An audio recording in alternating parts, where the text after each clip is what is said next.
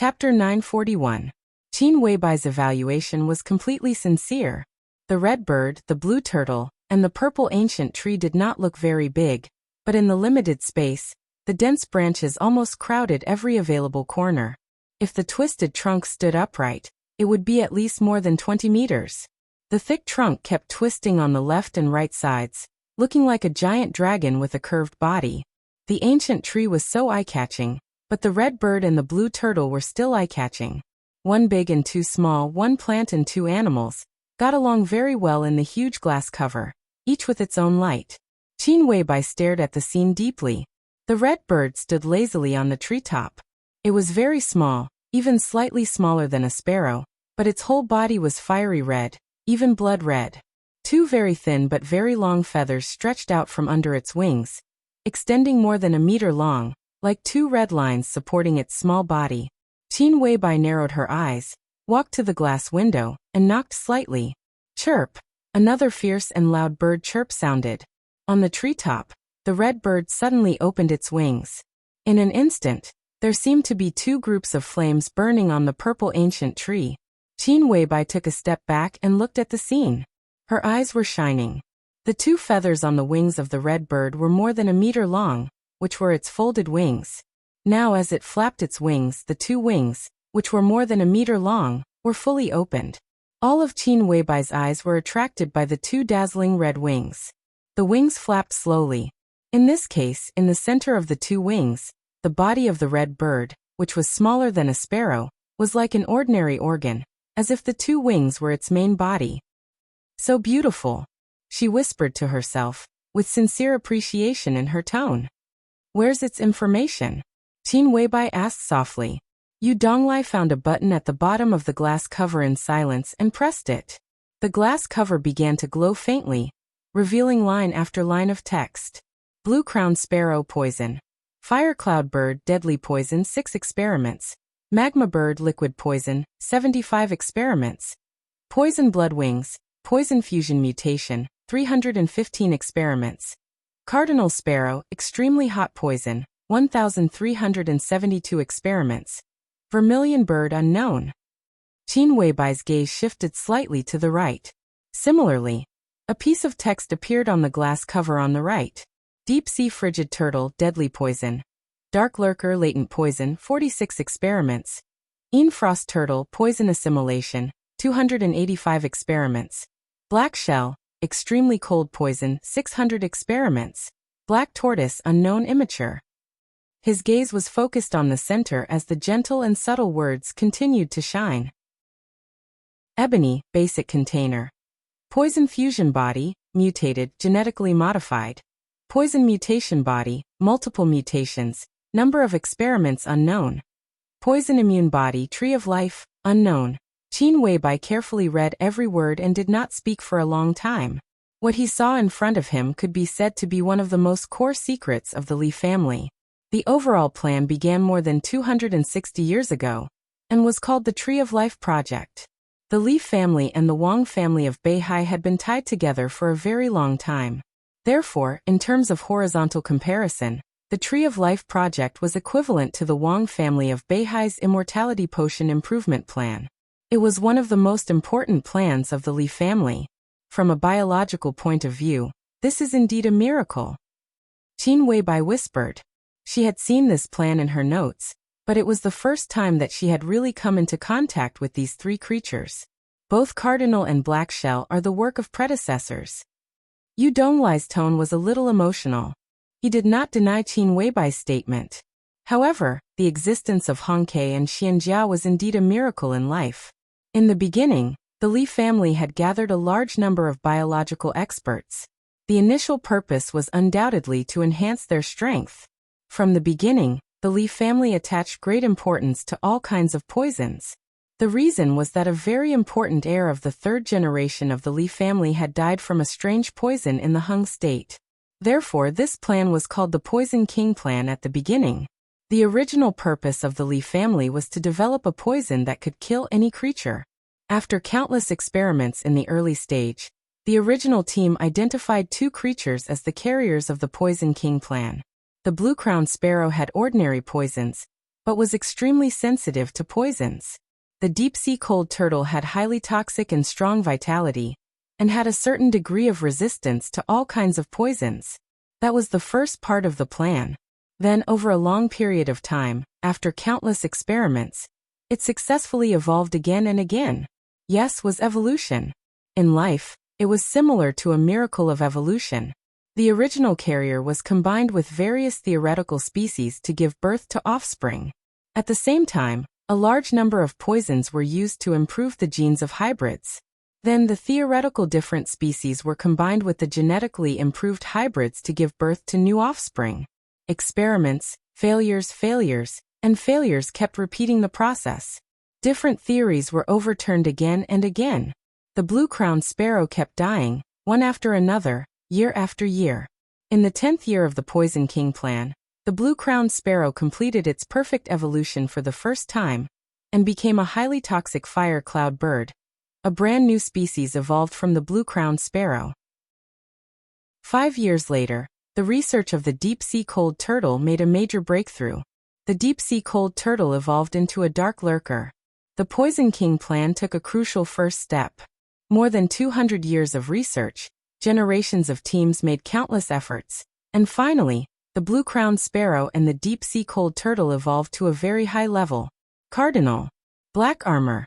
Compared with the original blue-crowned sparrow and the deep-sea cold turtle, the cardinal and black armor had nothing in common with the former two. They were completely two new species with highly toxic bodies.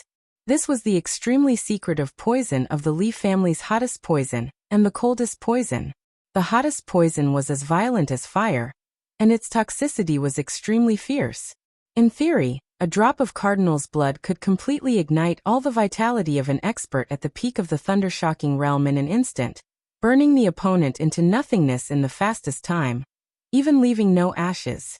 The coldest poison was good at hiding. Once poisoned, there was basically no possibility of getting rid of it. It was destined to accompany the poisoned person for a lifetime. When two kinds of extremely opposite poisons were combined, the intense and difficult to remove poison was enough to kill an expert at the peak of the invincible realm. This kind of poison could be turned into a liquid or a gaseous poison, which was almost impossible to guard against. The only drawback was that the fusion process of the two poisons was extremely difficult, and some special materials were needed. At present, Yu Donglai only had one real finished poison. Do you want that poison? Yu Donglai said slowly. This needs Tianlan's approval. No, that poison can be put aside for the time being. It's not the time to use it yet. Qin Weibai shook her head. The coldest and hottest poison could kill an expert at the peak of the invincible realm, but this did not mean that it had an upper limit. It was just that in the past many years, the peak of the dark world was the expert at the peak of the invincible realm. In her notes, Qin Weibai was very clear that this poison could cause a fatal threat to even an expert beyond the peak of the invincible realm. The deterrent effect of this poison in Emperor Dong's palace was even far greater than that of a fully charged murderous weapon. I'm here to see this tree. Qin Weibai asked. Is it called the poison immune body now? Yes, my poison immune body. Yu Donglai's spirit was refreshed. His face was glowing, and he deliberately emphasized his tone. Red Sparrow and Black Armor were completed about 60 years ago.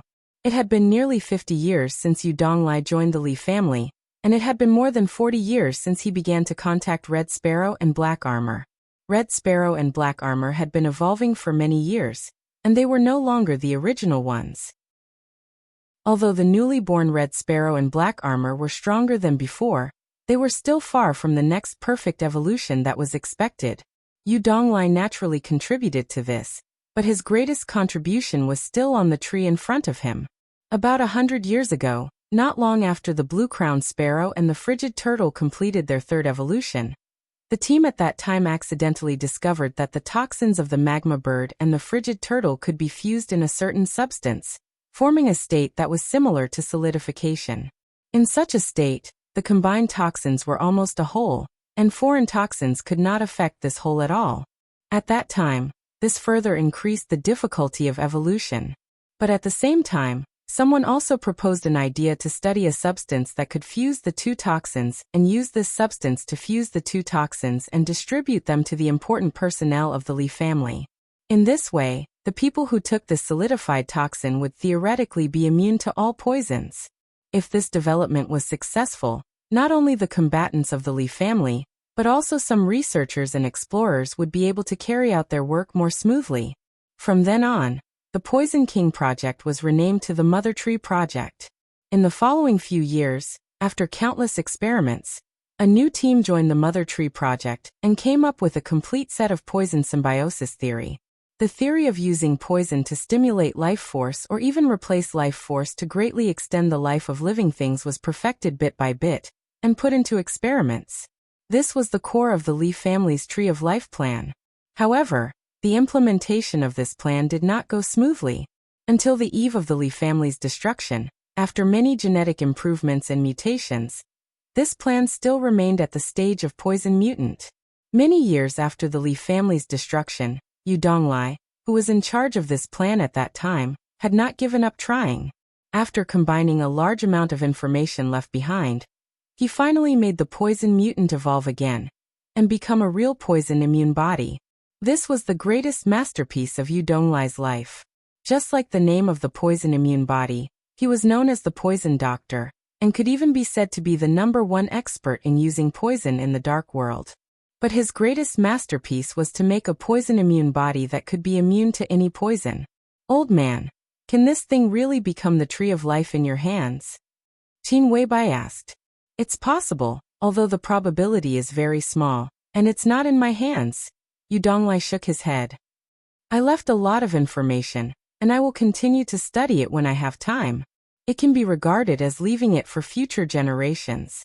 As long as the research continues, there will be a day of success. It's a long time, Qin Weibai smiled. But even now, it's enough to be immune to all kinds of poisons. What are you going to do with it? Yu Donglai asked in confusion.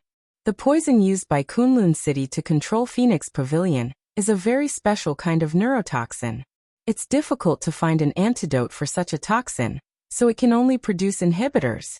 Even Kunlun City can only suppress that kind of virus. Qin Weibai whispered, they have two means of control: drug control and strong spiritual suggestion. The problem of spiritual suggestion is not a problem for me, so? Qin Weibai smiled gently, and her eyes were indescribably bright. Li Qingqing will soon arrive in Tiannan. As long as this tree can successfully make Li Qingqing immune to the neurotoxin of Kunlun City, then the next thing is very simple. Her breath was very quiet, and her expression was very calm and indifferent. I want to completely destroy Kunlun City. Chapter 942. After sending Lin Fengting to the plane, Li Tianlan watched the plane get farther and farther away in his sight and finally disappear. He stood straight and gently breathed a sigh of relief and looked at Lin Yuxian beside him. Lin Yuxian looked a little melancholic and helpless.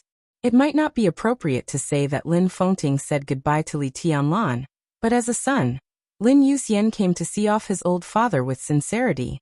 But from beginning to end, Lin Fengting did not say a few words to his son. He just talked with Li Tianlan about the origin of the murderous weapon in the cafe. Lin Yuxian was busy with various checks on the plane. After the check, Lin Fengting also left. What are you thinking about? Li Tianlan looked at his expression and asked casually.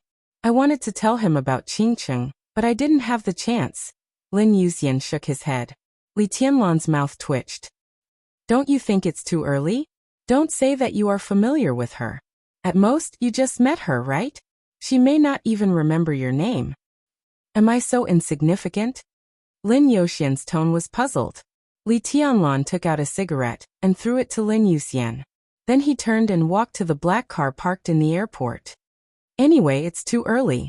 You can't let Uncle Lin directly propose marriage with the power and identity of the Lin clan, can you? Even if Uncle Lin is willing to do this for you, Li Shi, who has had enough of it, may not accept it. I suggest you wait. Today we go back to Tiannan. I will try to arrange some opportunities for you to be alone. Then it's up to you. All right. Lin Yuxian hesitated and nodded. He opened the door and sat in the driver's seat. He asked curiously, "What did my dad say to you? For such a long time?" Li Tianlong glanced at him, and did not hide anything. He raised the information in his hand and said, "There are some other questions about the origin of the murderous weapon." If Lin Yuxian was still the heir of the Lin clan, he would know these things sooner or later. Even if he had been removed from the list of heirs, he would definitely know some things in the future. Carefree was destined to be an absolute secret between the Wang family of Beihai and the Lin clan, but the patriarchs of some important branches would definitely know about it. Not to mention anything else, the patriarch of the Lin clan's branch in Europe would definitely know about the existence of Carefree, and Li Honghe obviously knew about it back then. Even though Lin Yuxian was no longer the heir of the Lin clan, his importance in the Lin clan was beyond doubt. The Lin clan was the god of war in Zhongzhou in the clan's plan, which meant that all branches of the Lin clan in Asia would be led by Lin Yuxian. For For Tianlan, Lin Yuxian would also be the most important ally of Emperor Dong's palace in the future. It was not inappropriate to tell him about his carefree life. After Tian Lin and Chen Lin Yuxian was he Lin. After listening to Li Tianlan's words, Lin Yuxian was silent for a long time before he asked with some uncertainty, "You could say there is, but you could also say there isn't." Li Tianlan said faintly, "No one can be sure of Wuyo's state, but its activation ability is very high. If it fights alone, its energy will be exhausted very soon. Only by combining with a human and undergoing transformation can it completely stabilize its combat capability. But who in Beihai can accept Wuyo's transformation?" It wasn't that there wasn't such a candidate, but it was obviously very difficult for Beihai to make up his mind. Wang Xingxiao would not do that unless it was absolutely necessary, let alone Wang Tianzong and Summer Solstice. It was related to the core foundation of the Wang family of Beihai. In this case, even Dijiang could not be completely trusted. Only in the hands of the lineal descendant of Beihai could Wang Xingxiao rest assured.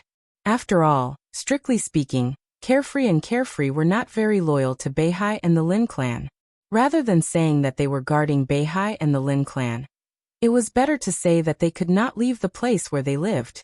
This also meant that Beihai was likely to have no candidate who could accept Carefree's transformation. In this case, Carefree might make people afraid, but it was not impossible to solve. Li Tianlan was not very afraid of Carefree's combat capability, but as the core of the life metal, its serious suppression on Heartless was the most troublesome part for him. But in a short time he could not find any solution. Lin Yuxian frowned and said nothing. "It's nothing," Li Tianlan said quietly.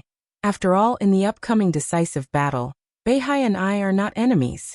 Maybe there will be a conflict in the end, but it will be after the enemy is killed. At that time, it is unknown how much threat Carefree can pose. It is unlikely that Beihai will use Carefree to deal with you, but that is the core of the life metal. If Beihai uses the core to plot against Heartless, this chapter is not over. Please turn the page." Lin Yuxian was a little hesitant.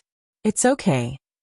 Li Tianlan looked out of the window and said faintly, "I said it in the desert. Now it is time to let the dark world know that even without Heartless, I am still invincible." A strange light flashed in Lin Yuxian's eyes. "Tianlan." The car quietly left the airport. He suddenly shouted, Li Tianlan glanced at him. "Shall we find a time to compare notes?" Lin Yuxian said with a smile. "You and me?" Li Tianlan laughed. "What kind of request is that? Just think of it as me overestimating myself." Lin Yuxian was still smiling. His smile was very peaceful. Li Tianlan nodded without hesitation and said, "Okay. Thank you." Lin Yuxian's tone was very serious. Li Tianlan shook his head, thought for a moment, and said, "After the decisive battle in Beihai, leave Emperor Dong's palace. After returning to Tiannan, bring military counselor here to discuss it. Emperor Dong's palace is not short of resources now. Whatever you need, Emperor Dong's palace can give you: money, connections, talents, anything. I can also transfer some people to help you for the time being. There is about less than a year left. During this period, we can compare notes more. After the election, the situation in Zhongzhou state should stabilize. I hope that you can become an invincible realm expert by then. If everything goes well, it will be time for you to replace Kunlun City.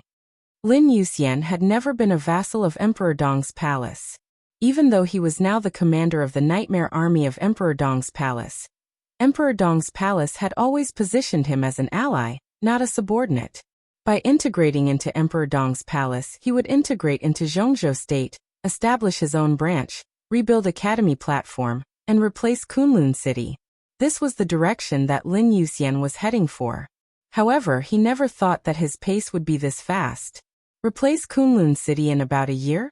Isn't it too fast? Lin Yuxian retorted subconsciously. A little. Li Tianlan nodded. But when the old god falls, the new god will inevitably take over. From the Lin clan to the Li family, to the Gu family, and then to the Lin clan, it's a perfect cycle. Li Tianlan said softly. I know you are not prepared enough. But, he paused and said slowly, Gu Xingyan may not be able to hold on until you are fully prepared. End of this chapter. Chapter 943. When the taxi stopped in front of the sanatorium, the fiery sunset had disappeared. The cold chill was wrapped in the night and enveloped the world. He got out of the car and quietly looked at the warm lights in the sanatorium in front of him. He stayed there as if he was lost in memories. On the bustling street, the dense traffic flowed by. He stood quietly, looking at the direction of the sanatorium with exhaustion and confusion, like a travel-worn passerby. He couldn't tell why he came here. It was completely out of instinct. When he got the news about her, he didn't think, hesitate, or make a choice. He wanted to come here, so he came. Emperor Dong's palace was different from Kunlun City. Li Tianlan was also different from Gu Xingyun. So he knew very well that he couldn't watch silently like before. If he didn't want to lose her again, he had to try his best to fight for it. The turbulent memories were like a monstrous tide, with unparalleled power in the night. That kind of power pressed him firmly in place, and all the scenes in his mind were long and illusory like scenes of the past. The past flashed silently in his mind. He laughed. The clearest thing in his memories was not the first time they met, nor was it the many times they had gotten close but eventually distanced from each other. Instead, it was that cold and gloomy winter. In that gloomy palace, in front of countless people, she quietly floated on the beam of the bedroom. She wore a plain white dress, a simple wooden hairpin, without any extra decoration, and a plain face. On a most ordinary day, at an ordinary time, she quietly hung herself in the bedroom. So quiet, so indifferent. That year, on that day, her figure swayed in front of him like a sharp knife, piercing through his flesh, piercing through his chest, piercing through his heart, as if his entire body was being torn into countless bloody pieces. In his memory, it was a tragic world that could no longer be described as tragic. Some people's families were ruined, some were separated from their families, some were betrayed by their families, and some died without a complete corpse. One after another. Those who stood at the peak fell with endless glory and glory. Now when he thought about it again, no one could escape unscathed. His memory was full of death, blood, and betrayal. One by one, they ended miserably and left miserably. Some died with their eyes open, and some lived a life worse than death. It was an era full of darkness and cold colors. As a survivor of that era, he was undoubtedly lucky. Lucky to see the woman he loved die in someone else's bedroom. He was fortunate enough to see his father, whom he worshipped, personally dig out his own heart. He was fortunate to see everything he had fought for being easily crushed into dust by the general trend. How lucky! The most fortunate thing was that he was still alive and had the opportunity to change everything. He took a deep breath and suppressed his overflowing thoughts bit by bit. He walked forward slowly, took out his phone and made a call. The call was quickly connected. Saint's surprised voice sounded. Jiang Shangyu. It's my honor to have my name appear in His Highness's address book. Jiang Shangyu chuckled. Saint remained calm and collected himself. He said calmly, Why are you looking for me? No matter how low-key Jiang Shangyu was, no one dared to say that he was a nobody. He went from the fire-flaming realm to the half-step invincible realm overnight. He was one of the most dazzling young people in Zhongzhou state today. The the son of Jiang Shan. He was a general of the army headquarters and the former vice-marshal of the Snowdance Corps. No matter which identity he had, no one would think that he was a nobody. Saint would naturally remember his contact information. Not only him, but the name Jiang Shangyu was also marked as an important person even in Li Huaqing's address book. I'm at the gate of the sanatorium in Yuzhou. Jiang Shangyu's smile was peaceful. In the night, it was a smiling face that would make people feel very warm. I want to go in and visit Ms. Li Shi, and Qingcheng. On the phone, Saint was silent for a moment. If His Highness wants to report to His Majesty Li Tianlan, I can wait, Jiang Shangyu said calmly. His attitude was neither too high nor too low. When he talked about Li Tianlan, he naturally used the title of His Majesty, which made people feel no malice. Jiang Shangyu had always been a little strange about his position. After the chaos in Snow Country, his declaration that he had grown up was undoubtedly tantamount to officially parting ways with Kunlun City. Similarly, his relationship with the Wang family of Beihai was not good. His relationship with Li Tianlan was even worse. No one in Zhongzhou State would ignore the existence of Jiang Shangyu. But seriously speaking, it seemed that no one really regarded him as an enemy. For a moment, it was not easy for Saint to determine his relationship with Jiang Shangyu. All the superpowers, including Emperor Dong's palace, might be on guard against him. But speaking of hostility, it seemed that there was not much to say. Even after the incident in Beijiang today, it was still the same.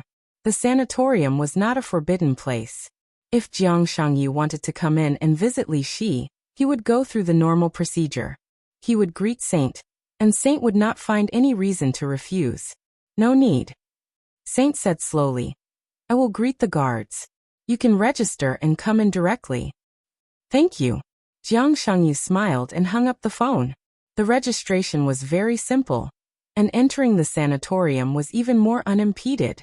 Walking through the tree-lined path in front of the sanatorium, at the end of the road, military counselor was standing there quietly. Seeing Jiang Shangyu coming over, he nodded slightly. I asked Li Shi. Saint said blandly, she agreed to see you.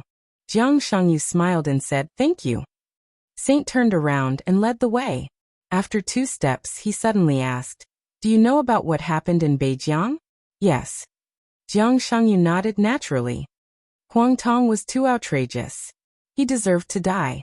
His Majesty Dong Huang did a good job. In fact, before I came, my father asked me to say thank you to His Majesty. Even before the blockade action, Huang Tong's military rank was only the same as Jiang Shangyu's. Now, with his death, the army headquarters had confirmed his treason. Therefore, when talking about Huang Tong, he would naturally not be polite. Thank you? Saint repeated, thank you. His tone was a little playful and gloomy. Indeed, it is necessary for you to say thank you to His Majesty. If His Majesty is in the sanatorium, I will say it to him in person. Jiang Shangyu's smile remained unchanged. Saint took a deep look at him, narrowed his eyes and suddenly asked, is this what the counselor wants? I don't know what you mean, Jiang Shangyu said with a smile. Your Jiang family wants to take over Beijiang in one bite. You are very ambitious, but have you ever considered the problem that you can't take it? Saint was still calm and collected. If he was facing Jiang Shan, no matter how well-educated Saint was, he would inevitably sneer at him. But facing Jiang Shangyu, he had no such thoughts at all. This might also be Jiang Shangyu's characteristic. He was also arrogant, but on some sensitive matters, he could infinitely reduce his sense of existence to the extent that he did not attract attention at all. We never consider problems that don't exist. Jiang Shangyu's voice was soft, but there was a hidden needle in it. In other words, the possibility of not being able to take over Beijiang did not exist at all. Saint raised his eyebrows and said in a low voice, I have thought about it for a while, but I still can't figure out who you can rely on. If you don't have a strong enough backer, even if the Jiang family manages to take over Beijiang now, they will spit it out sooner or later. The parliament can't let Beijiang stay in this state for a long time. His Majesty doesn't want to see this situation either. At that time, how can you resist it? It's certain that Zhongzhou State doesn't like to see the current situation, but the situation in Beijiang is sensitive. The parliament does need a person who can deal with all kinds of things. And in a short time, Zhongzhou State's eyes are bound to focus on His Majesty Li Tianlan and Chen Fangqing, or Gu Xingyun. Compared with Beijiang, this is the most important thing.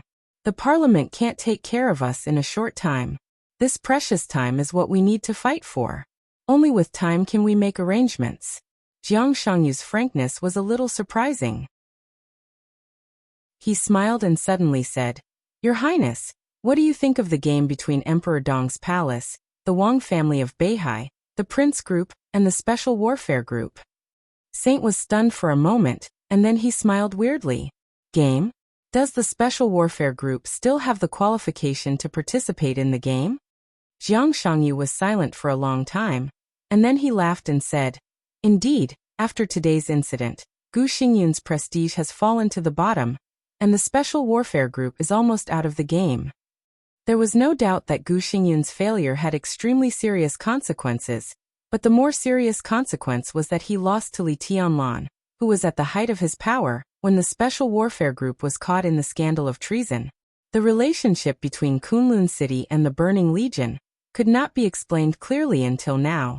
Gu Xingyun's failure would cause the foundation of Kunlun City to fall apart. Game? Now it seemed that this word was almost a joke when applied to Kunlun Shen. So isn't the answer very obvious? Saint said slowly. Great minds think alike. Jiang Shangyu was silent for a while, and then he smiled implicitly. The Special Warfare Group is out of the game, and the Prince Group is doomed to fail alone.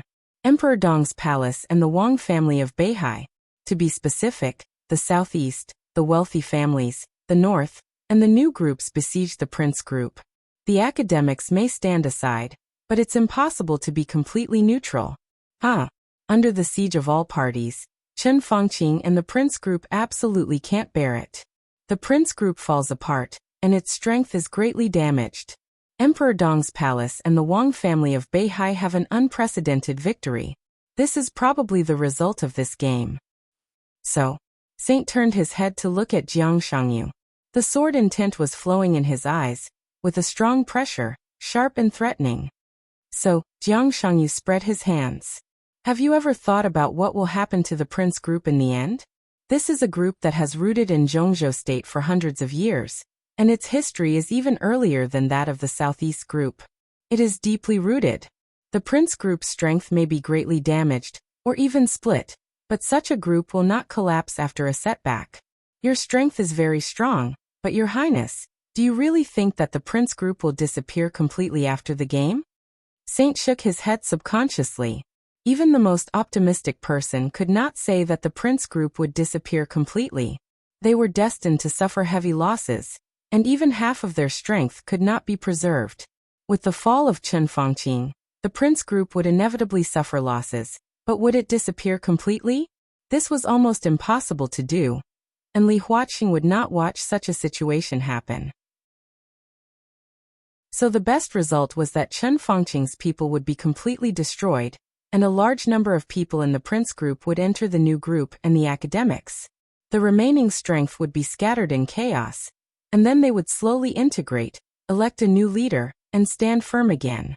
At that time, the new Prince Group would still be a giant. Everything should be over before the election. The Prince Group will fall into a period of chaos, but as time goes by, people will always be able to see the situation clearly. Maybe in 3 months, half a year, or a year, the Prince Group will automatically integrate and reshuffle. Jiang Shangyu chuckled softly.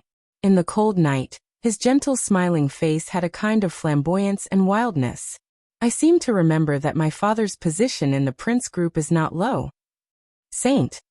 He suddenly stopped moving forward, turned around, and looked at Jiang Shangyu with a charming smile with burning eyes. Until this moment, he really understood what everything in Beijiang meant. It was like someone gently pushed away the light fog in front of him with his hand, and everything suddenly became clear. Jiang Shan and the Prince Group had been drifting apart in recent years, and they were almost like strangers. Everyone ignored Jiang Shan's position. But the moment Jiang Shangyu said it again, Saint had goosebumps all over his body.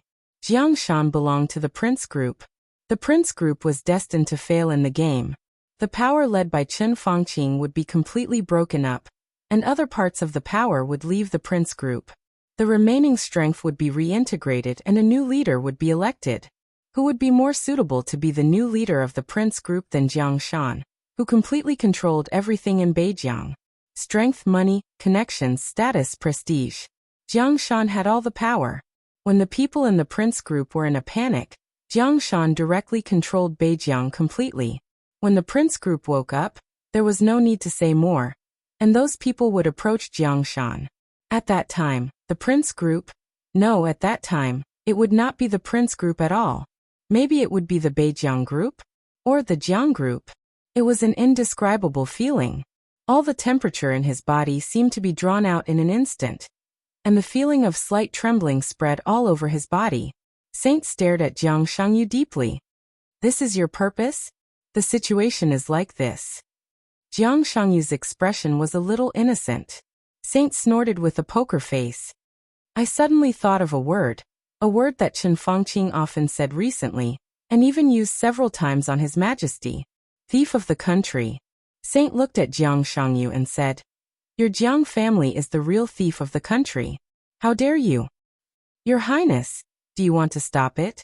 Jiang Shangyu chuckled. What do you think? Saint narrowed his eyes. It's too late. Jiang Shangyu smiled and said, It's too late. Since I can say all this, it proves that there is no need to hide a lot of things. You can't stop it, and His Majesty can't either. In fact, I know that he has ideas about Beijiang, but he is too slow. You are all too slow. If His Majesty wants Beijiang, he needs to operate, install people, and create the situation he wants. It's too slow. We are different. The Jiang family has been developing in the northern borderline for decades. The things that His Majesty wants to operate can all be omitted here. We can go straight to the point and form today's situation. It's really too late. You, Jiang Shangyu chuckled. It's too late. You're right. Saint was silent for a long time, then slowly nodded. In terms of the foundation in Beijiang, no one can compare with the Jiang family. This is your advantage, but your advantage is limited to Beijiang. Did the Jiang family really not consider the consequences of what they did today? What consequences? Jiang Shangyu asked indifferently. Saint sneered. You and I both know that there are only two forces in Zhongzhou state that can support Beijiang now. The first is Emperor Dong's palace, and the second is the Wang family of Beihai. The latter will not compete with Emperor Dong's palace for the control of Beijiang at this time. And the backer of the Jiang family is obviously not Emperor Dong's palace. What other answer can there be? Behind you is a foreign force, and it can only be a foreign force. With the support of a foreign force, you can afford the pension and get a lot of resources. But aren't you too naive? You want to control Beijiang, control the prince group through Beijiang, and reach into the power core of Zhongzhou state. Do you really think that Zhongzhou state can't do anything to you? In terms of the foundation in Beijiang, no one could compare with Jiang Shan. Anyone or any organization that wanted to plot against Beijiang needed to make certain preparations and operations to achieve the situation they wanted. And most of these actions were aimed at Jiang Shan. But Jiang Shan didn't need to prepare these things at all. So as long as he wanted Beijiang, he could take over everything in Beijiang as soon as a favorable situation appeared for him. Now there was indeed no one who could organize Jiang Shan's actions. But what about after that? As soon as the incident in Beijiang happened, countless people began to secretly investigate whether the backer behind the Jiang family was a foreign force. Such a fact couldn't be a secret and couldn't be hidden. Once the backer behind the Jiang family was exposed, even if Zhongzhou state had no time to care about Beijiang, it couldn't let Jiang Shan do whatever he wanted in Beijiang. After all, no matter how serious the fight between Chen Fangqing and Li Tianlan was, it was an internal affair. Once a foreign force was involved, all the forces in Zhongzhou state would unite against it. There is no so-called foreign force. Jiang Shangyu said calmly. If there is, then they can't be regarded as the backer of the Jiang family. On the contrary, the Jiang family should be regarded as their backer. He smiled and said lightly, It seems that many people have misunderstood something. Why does the Jiang family have to have a backer to do things? Our Jiang family doesn't have the habit of being a dog for others. If there is a so-called backer and backer, then the backer and backer of the Jiang family are ourselves. That's all. I've been adjusting my work and rest in recent days. I haven't slept normally for a long time. Now I'm in a daze when I wake up during the day. I'm in a bad state. Usually, I'm in a better state of writing at night, but now I get up early. When night falls, I'm so sleepy that I can't open my eyes. So I didn't update for a day yesterday. I'll try to make up for it after adjusting. Chapter 944. After eating some light but reasonably well-matched nutritious meals, Li Qingqing took the initiative to clean up the dishes and dim the lights in the ward. Do you want to rest now? She sat down on a small bed that was temporarily arranged in the ward, looked at Li Shi and asked softly, I'm not sleepy. Li Shi shook her head, and a smile appeared on her pale face. She patted the place beside her and said softly, Come and sit down. Let's talk. Her breath seemed to be weaker than when she had just woken up, but she seemed to be in good spirits. Her daughter, who had been worried about her, was brought back safely by Li Tianlan at the fastest speed. Gu Xingyan fought with Li Tianlan with the 10 Supreme Sword formation as the foundation, but he was completely defeated. His mental state, which had been tense for many years, seemed to relax suddenly. In the afternoon, Li Shi had a little fever. After taking the medicine, her body temperature dropped a little. She seemed to be slowly transforming into a real person, gradually getting rid of the beautiful but lifeless state of a puppet. Oh. Li Qingqing nodded, walked over, picked up the kettle, poured a glass of water, and handed it to Li Shi. When she took it, she stretched out her small hand and touched Li Shi's forehead. She said, Your body temperature is normal. Yes. Li Shi held the cup and looked at her daughter seriously. After a long time, she laughed at herself. An extremely ironic fact was clearly placed in front of the mother and daughter. They were biological mother and daughter. Li Qingqing was almost 20 years old this year. But they were not familiar with each other. They were really not familiar with each other. It was an extremely absurd but extremely cruel fact. Li Shi rarely saw Li Qingqing on weekdays. Although both mother and daughter were in Kunlun City, they were strictly controlled by Gu Xingyan most of the time. In the few meetings, Li Shi, who was like a walking corpse, did not have much specific image in her daughter's heart. On the contrary, under psychological suggestion, Gu Xingyan was closer to Li Shi. Although Gu Xingyan was not a good father at all, at least his sense of existence was many times that of Li Shi. So at this time, without Gu Xingyan, when she was alone with her daughter, Li Shi obviously had a lot to say, but she didn't know what to say for a while. We will go to Tiannan tomorrow. Will we settle down in Xianyuan City in the future? Li Qingqing carefully cut an apple and took the initiative to speak. Li Shi was stunned and chuckled. You don't like it? Li Qingqing took a small bite of the apple. Her usually calm eyes revealed a trace of confusion. After a while, she shook her head and said softly, I don't know either. It had been less than a day since she left Kunlun City, and she couldn't adapt to the current life where she didn't know what to do at all. She didn't care about Kunlun City and Gu Xingyun, but she didn't resent them either. She suddenly left that place and came to her mother, who was a little strange but had never been far away from her. What she had in her heart was pure discomfort. Then you can think about it. Li Shi stretched out her hand and carefully stroked her daughter's soft hair. Her voice was distant and clear, as soft as the wind. To be exact, I will go to Tiannan tomorrow and settle down in Xianyuan City. If you don't like it there, tell my brother-in-law. Well, tell His Majesty Donghuang that he can stay in Yuzhou, go to Huating, go to Jiangxia, or go abroad. If you don't want to listen to him, it's fine. I can give you a sum of money. You can go wherever you want and do whatever you want. Carefully, she held the woman in her arms. After her infancy, it was the first time for her to do this for so many years. Feeling Li Qingqing's stiff body, Li Shi's body trembled slightly. Qingqing, I'm not a good mother. This is the truth. I don't even deserve to be a mother. For so many years, I'm sorry. All the things that a mother can give, I'm not worthy of it. All the things that a mother can give me have never been given to me, but at least now, the most important thing I can give is also what I've been looking forward to for many years. She held her daughter tightly and whispered, I'm free, truly free. From now on, no one will restrain me. You can choose not to forgive me or even leave me and never come back. But I'm free. Even Li Tianlan won't force me to do anything or go anywhere. I'm the only one who can live in Xianyuan City. I can refuse. Oh. After a long time, she nodded quietly in Li Shi's arms and whispered, I don't know where to go.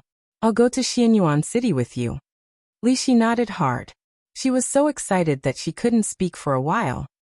I heard that Xianyuan City is very beautiful. If we go there, we should be able to get a good house, right?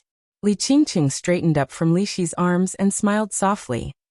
Of course, Li Shi said softly. You can choose from every place in Xianyuan City. She said this with great confidence. She had decided to join Emperor Dong's palace, not being coerced or given away, but voluntarily. Now she had not recovered from her serious injury, and it was estimated that it would be difficult for her to recover to the real peak of the invincible realm. But as long as she had time, she could completely recover to a realm infinitely close to the peak of the invincible realm. In this case, even if her body had not recovered for the time being, she would definitely become the third deputy palace master of Emperor Dong's palace after entering Emperor Dong's palace. She didn't need to worry about some treatment issues at all.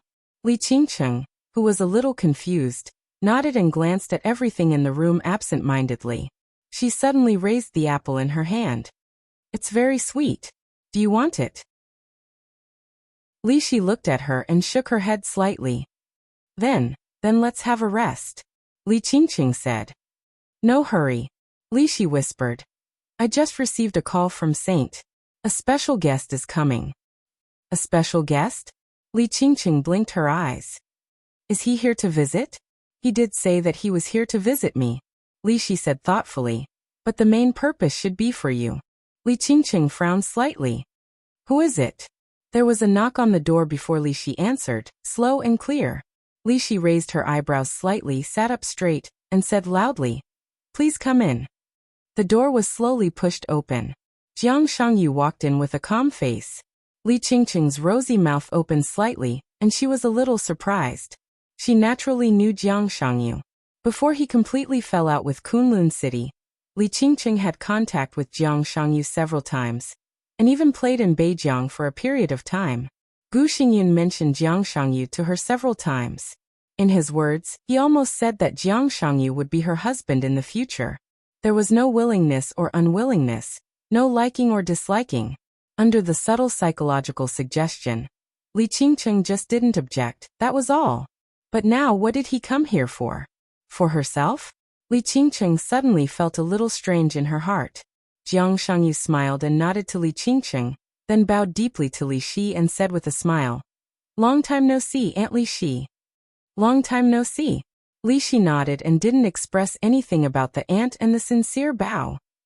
In fact, I have always wanted to see you, but this sanatorium has always been sensitive. Jiang Shangyu stood there with a soft smile and didn't sit down. How is your body, aunt? Not bad. Thank you, child Jiang. Li Shi smiled. Please sit down and have some fruit. Thank you, aunt. Jiang Shangyu nodded politely, took out a small box that didn't look very eye-catching, and said with a smile, The Jiang family doesn't have any good recovery medicine, but Beijiang is a vast land with abundant resources. We have collected some rare medicinal materials. This is the desert blood of Beijiang. It should be helpful for Auntie's recovery. Desert blood. Not only Li Shi and her daughter, but also Saint, who was guarding outside the ward, suddenly raised his eyebrows. This was one of the most expensive medicinal materials in Beijiang, an extremely rare plant, and one of the main materials of the top healing potions. Not to mention other things, a simple piece of desert blood could be regarded as a holy medicine for healing, and it was of great benefit to Li Shi's body recovery. Although the box in Jiang Shangyu's hand was inconspicuous, if it was given to a force like the Wang family of Beihai that mastered unique gene medicine technology, it could easily be exchanged for an expensive sports car. This was definitely a heavy gift. This gift is too heavy. Li Shi raised her eyebrows slightly and shook her head. Thank you, child Jiang. I appreciate your kindness, but desert blood is not. This is my gift as a junior. Jiang Shangyu smiled softly, and his voice was full of persistence. In any case, I hope you can accept it, Aunt. Li Shi pondered a little, glanced at Li Qingqing, and nodded. In that case, thank you, child Jiang. Jiang Shangyu waved his hand casually and sat down on the chair. Child Jiang, you came here today not just to visit my injury, right? Li Shi took the box and asked calmly. There is one more thing I want to discuss with you, Aunt. Jiang Shangyu came straight to the point. He came a little late today, and it was not suitable for him to stay for too long at this time. Say it. Li Shi looked at him politely. It's about Qingqing. Jiang Shangyu hesitated a little, and said it directly. His face was serious and sincere. Aunt, if possible, I want to take Qingqing away from Yuzhou. Huh? Li Qingqing frowned slightly and glanced at Jiang Shangyu, a little confused. I'm sorry, no. There was no hesitation, no surprise, and she didn't even ask why. Li Shi gave her answer directly. No. Simple and direct, without the slightest leeway. Jiang Shangyu was silent for a moment, looked at Li Qingqing and said in a low voice, Can I ask why? Because you can't. Li Shi's voice was very light, but the content was extremely tough. Jiang Shangyu paused and fell silent. His request might be a little abrupt, but before he came he really didn't expect Li Shi to be so tough. It was clear that she didn't want to talk about this topic at all. There was no reason why not. If he had to ask, that was no. Jiang Shangyu narrowed his eyes and looked at Li Shi quietly. Under the soft light, his pair of gentle eyes, which usually had a smile on them, inadvertently had a sharp and aggressive look in them. Li Shi also looked at him quietly, without saying a word. If, Jiang Shangyu suddenly laughed. I mean if, Aunt, I must take Qingqing away? His voice was very slow, but every word seemed to be filled with a sense of oppression. Then you will die. An indifferent voice suddenly rang out. The space in the ward suddenly fluctuated. Silently, a faint sword energy condensed in the room, and finally turned into a sword energy projection of Li Tianlan. He directly answered the question for Li Shi. Die here. Chapter 945. I mean, what if I have to take Qingqing away? Then you'll die. Die here. Simple, clear and straightforward. What Jiang Shangyu said was his boldest idea. Li Tianlan's answer was the most serious consequence. No one would doubt Jiang Shangyu's determination, but no one would doubt Li Tianlan's strength. The room suddenly quieted down. Li Tianlan's sword chi projection stood in the middle of the ward, looking at Jiang Shangyu lightly. Jiang Shangyu's pupils contracted slightly, and he smiled slowly. Your Majesty, long time no see. Li Tianlan was expressionless. Do you want to try to grab her? Jiang Shangyu's breath surged several times, and finally it slowly converged. He said with emotion, Your Majesty is as tough as ever. He did have the idea of grabbing people. Li Shi had not recovered. Sank was guarding outside. In such a case, if he suddenly took Li Qingqing away, he would have a great chance to escape. But it was completely different with Li Tianlan. When he entered the sanatorium, he did not notice Li Tianlan's breath, but now the projection of the other party appeared in the ward, so the real body must be not far away. Even if he could grab her, Li Tianlan had ruthlessness and would catch up with him in an instant. It made no sense to grab her by force. He sat in the chair again, spread out his hands, and smiled helplessly. Grabbing is not my intention. But you do want to do it. Li Shi said lightly, and her calm eyes stared at Jiang Shangyu. Why do you want to grab my daughter? Jiang Shangyu was silent. He was silent for a long time before he looked up at Li Qingqing. Li Qingqing frowned slightly and looked at him. I like her. Jiang Shangyu's voice was low and frank. I can give her happiness. Tiannan. Xianyuan City. Under the cover of night, a black Rolls-Royce stopped in front of a cafe in the center of Xianyuan City. This custom-made Rolls-Royce with countless advanced privacy technologies was originally a gift from the Wang family of Beihai to Emperor Dong's palace when the headquarters of Emperor Dong's palace was built. It was Emperor Dong's car, but now it had become Qin Weibai's special car. Wherever this car was, Qin Weibai was there. Horsewoman got out of the car, bowed slightly, and opened the back door of the car. Qin Weibai walked out of the car, looked at the cafe in front of her, and narrowed her eyes slightly. Let's go. She stood in front of the door for a while before slowly walking into the cafe. The light in the cafe was soft and bright. A Caucasian lady with blonde hair and blue eyes was playing the piano attentively. Amidst the pleasant music, a figure in the corner of the cafe stood up and waved at Qin Weibai. Qin Weibai walked over with a calm expression. In the corner was a young man who seemed to always have a subtle smile on his face. When he saw that Qin Weibai had noticed him, he sat down again and looked at Qin Weibai with a somewhat presumptuous gaze. Even though it was winter, the weather in Tiannan was still warm. Qin Weibai was wearing a thin white sweater and black wide-legged pants. Her hair was tied up. She was 1.76 meters tall and wore a pair of 7-centimeter high heels. She looked like a fairy as she walked. She was tall enough to make most men feel ashamed of their inferiority. The man unscrupulously sized up her face, chest, waist, abdomen, as well as the pair of long legs that made people's mouth dry under the wide pants. This was no longer a simple beauty. It was a kind of beauty that could conquer anyone in an instant. There was no flaw in her beauty. She completely fulfilled the fantasies of perfection that most people had. If there really was a goddess, she would probably be like this. She didn't look like an ordinary person. She was otherworldly.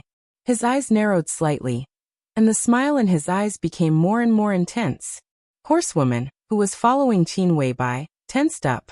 It seemed that she already had the intention to kill. Your eyes are very presumptuous. Qin Weibai sat down opposite her and said in a calm tone, If Tianlan were here, he would have your eyes gouged out. I just suddenly remembered that someone told me something. Qin Weibai raised her eyebrows.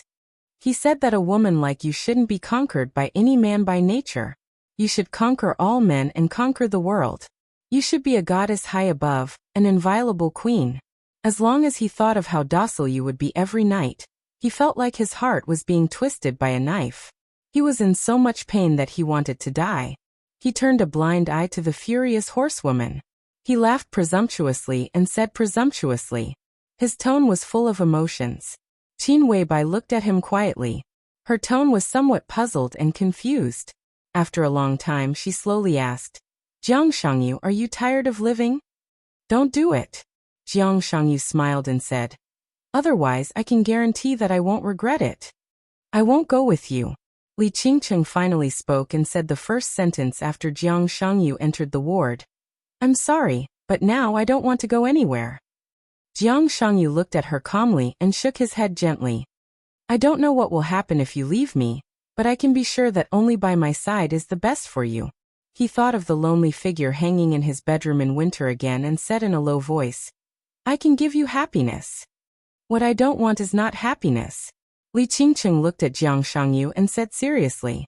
The car slowly entered the sanatorium. Li Tianlan suddenly smiled and said, It's a bit interesting. What? Lin Yuxian, who was driving, raised his eyebrows slightly. Jiang Shangyu is here. Well, he came to visit Li Shi. He also wants to take your goddess away by force. Li Tianlan shook his head. I really don't know who gave him the courage. Lin Yuxian's face suddenly changed. He wants to take Qingqing by force. It's just a thought. Why are you panicking? Saint is watching. We'll be right there. Li Tianlan moved his body. After tonight, I will let him understand that there are some things that he can't even think about. Under the light, Li Tianlan, who was condensed by the sword energy, began to dissipate little by little, becoming thin and empty. Jiang Shangyu did not relax. Instead, his body tightened again.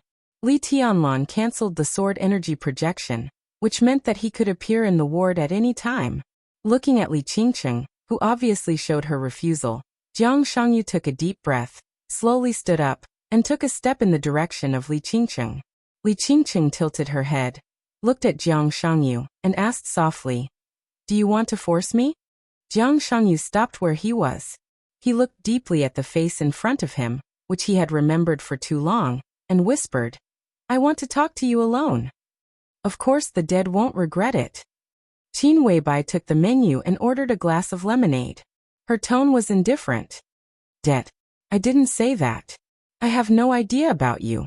The goddess is high and mighty, but as a mortal, I can still understand.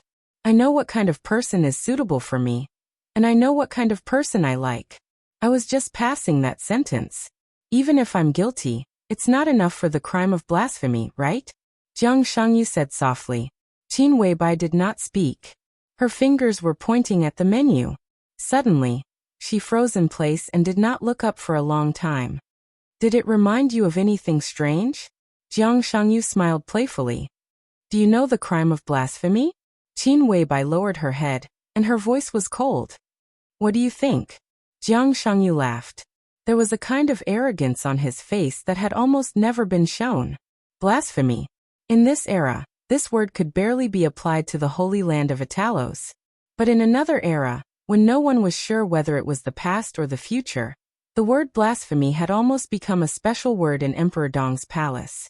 Behind this word were the lives of 6 patriarchs of wealthy families, more than 20 dignitaries of various countries, 3 princesses, 3 princes, and 4 invincible realm experts. These people were all defined as blasphemy by Emperor Dong's palace.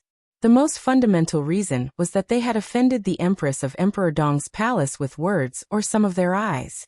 That was an unimaginably brutal and oppressive absolute rule. The goddess of that era really stood at the height of overlooking all living beings. In front of her, almost no one dared to look directly at that cold and perfect face, except for Emperor Dong. Qin Weibai was in a trance for a moment. She handed the menu to Horsewoman standing aside, and her expression gradually became cold. It's really you. It's not me. Jiang Shangyu laughed. This was not a denial, but a fact. Qin Weibai understood what this sentence meant in an instant. She was silent for a few seconds and said, "Where are you now?" He was asking about you. Not him. Well, Jiang Shangyu narrowed his eyes and said with a smile, "Now I should be negotiating with Li Tianlan in Yuzhou." Qin Weibai completely understood what Jiang Shangyu meant when he said at the beginning, "Don't do anything. Otherwise, it would definitely not be him who would regret." She was now facing Jiang Shangyu at the same time. In Yuzhou, Li Tianlan was also facing Jiang Shangyu. Qin Weibai closed her eyes. Her heartbeat became extremely fierce in an instant. All kinds of messy thoughts swept through her mind like a storm. She subconsciously clenched her hands. At this moment, she suddenly thought of Molad in the Holy Land and His Majesty behind him. At that time, it was not her who went to the Holy Land. But she also knew this news. She recalled some details of the chaos in Snow Country, as well as the details of the major forces against Beihai. Forcing herself to calm down, Qin Weibai narrowed her eyes tightly. You plan the thing in Beihai? You're exaggerating. I just added fuel to the fire. This thing is fundamentally a conflict between Beihai and Zhongzhou State. It's just that Emperor Dong's palace rose too quickly, so I was also involved. Jiang Shangyu said lightly. The lemonade was served. Qin Weibai held the cup and drank the water. She took a deep breath and suddenly turned to look at Horsewoman. Go to the car and wait for me, she said calmly, and her tone was indisputable. Horsewoman hesitated, then turned and walked out of the cafe. Wise decision. Jiang Shangyu smiled. Qin Weibai stared at Jiang Shangyu coldly. You're not dead. That's not surprising. Jiang Shangyu shook her head. Because I'm not an exception. You're not dead either, aren't you? Knights Templar, the Jiang family of South America, East Island. Qin Weibai murmured to herself, what a big deal.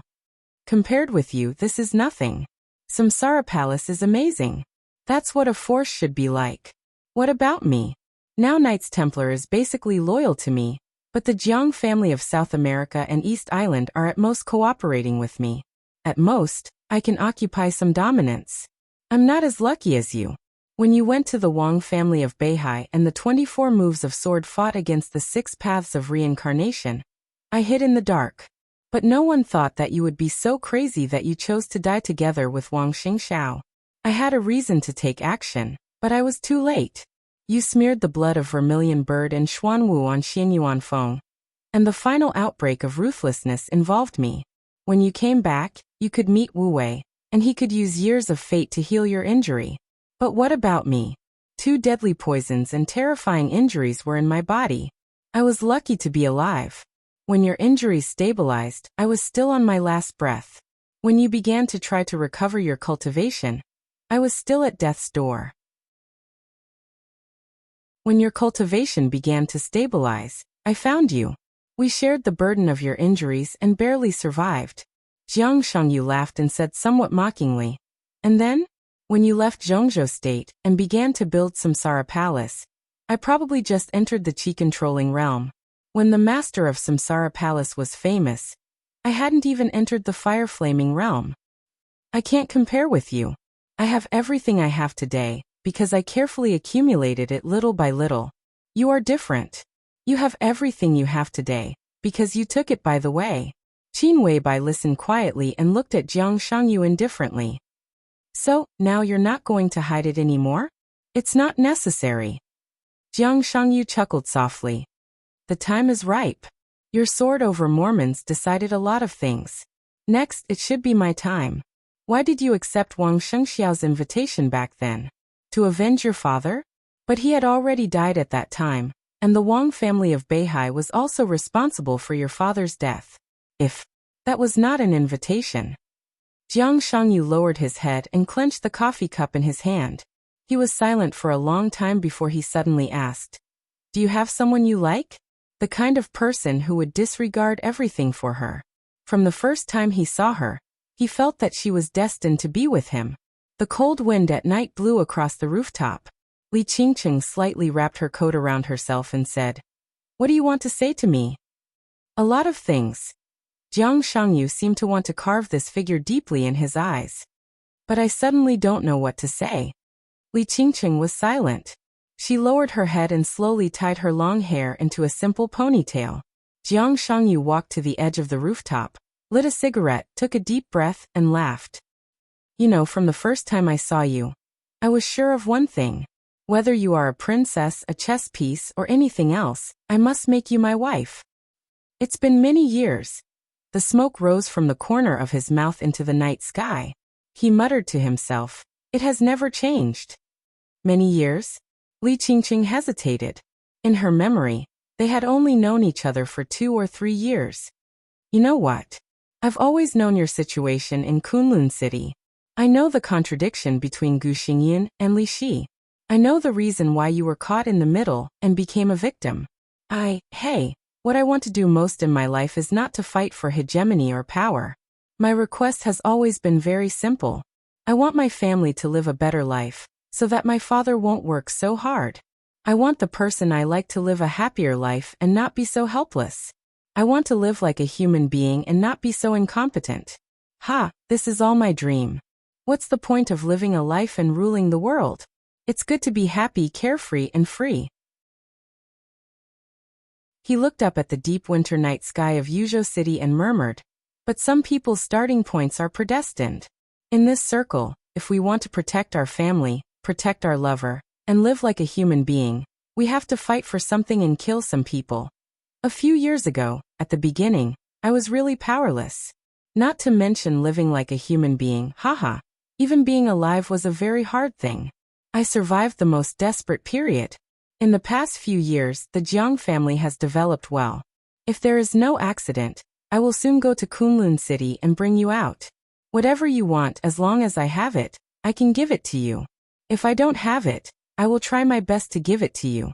I have imagined our marriage, a grand wedding, the attention of the world, and making you the happiest person. Half a month, at most half a month, and I will be able to do all of this. It's a pity. Only half a month, and everything may be different. Maybe. Li Qingqing looked at Jiang Shangyu quietly, indifferent. Come with me, Qingqing. Jiang Shangyu turned around and looked at her. You can have whatever you want. What Emperor Dong's palace can give you, now the Jiang family can also give you. The wind whistled fiercely on the rooftop at night. Slowly, Li Qingqing shook her head. Sorry. What do you want to say? Qin Weibai's voice was cold and indifferent in the soft voice. You avoided my question. Jiang Shangyu smiled playfully. Are you saying that until now, you are not sure whether you love Li Tianlan or not? Or are you not sure whether you love Li Tianlan or Dongqing Huangtu? Qin Weibai twitched the corner of her mouth and said calmly, Nonsense. Maybe. Jiang Shangyu picked up the cup, took a sip of the cold coffee and said quietly, "I'm here today with full sincerity, and I hope you won't let my kindness down. We both have things that we value and people that we value. You can look at the world and give Li Tianlan a beautiful country. I'm not so broad-minded. I just want to protect my family and the woman I love. We may have grudges, but on this point, let's put ourselves in each other's shoes. Because if Li Tianlan is hurt, what you will do is what I may do now. Today's meeting is a negotiation, or I beg you. In short, don't force me to be a madman. I hate doing anything at all costs, including standing with Wang Shengxiao to deal with you." Qin Weibai's eyes moved and she said thoughtfully, "That is to say, before the war, the Wang family of Beihai controlled Li Qingqing?" "No, Li Qingqing had committed suicide at that time." "Your father? Well, who is that?" Jiang Shangyu's eyes were as deep as the abyss. After a long silence, he sighed in a low voice. "It's Qingqing's child. Even if the child is not mine, but..." He shook his head fiercely and seemed a little irritated. "I'm the same as you. There are always some feelings, aren't there?" Qin Weibai narrowed her eyes and played with the lemon water in her hand. After a while, she said slowly, "No, we are not the same. I love him." Thinking of Li Tianlan, Qin Weibai's eyes were gentle and somewhat intoxicating. It was a kind of joy from the heart. "I can also be sure that he loves me too. A few years ago in Huading, when he saw me for the first time, I saw the emotion in his eyes that may not be strong but was obvious enough." She smiled softly and looked at Jiang Shangyu, whose face was a little ugly.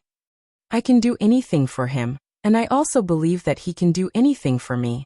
I am his woman, and in the future, I will even be the Empress of East Emperor, or even the Empress of the whole dark world. We have each other, in the past and in the future.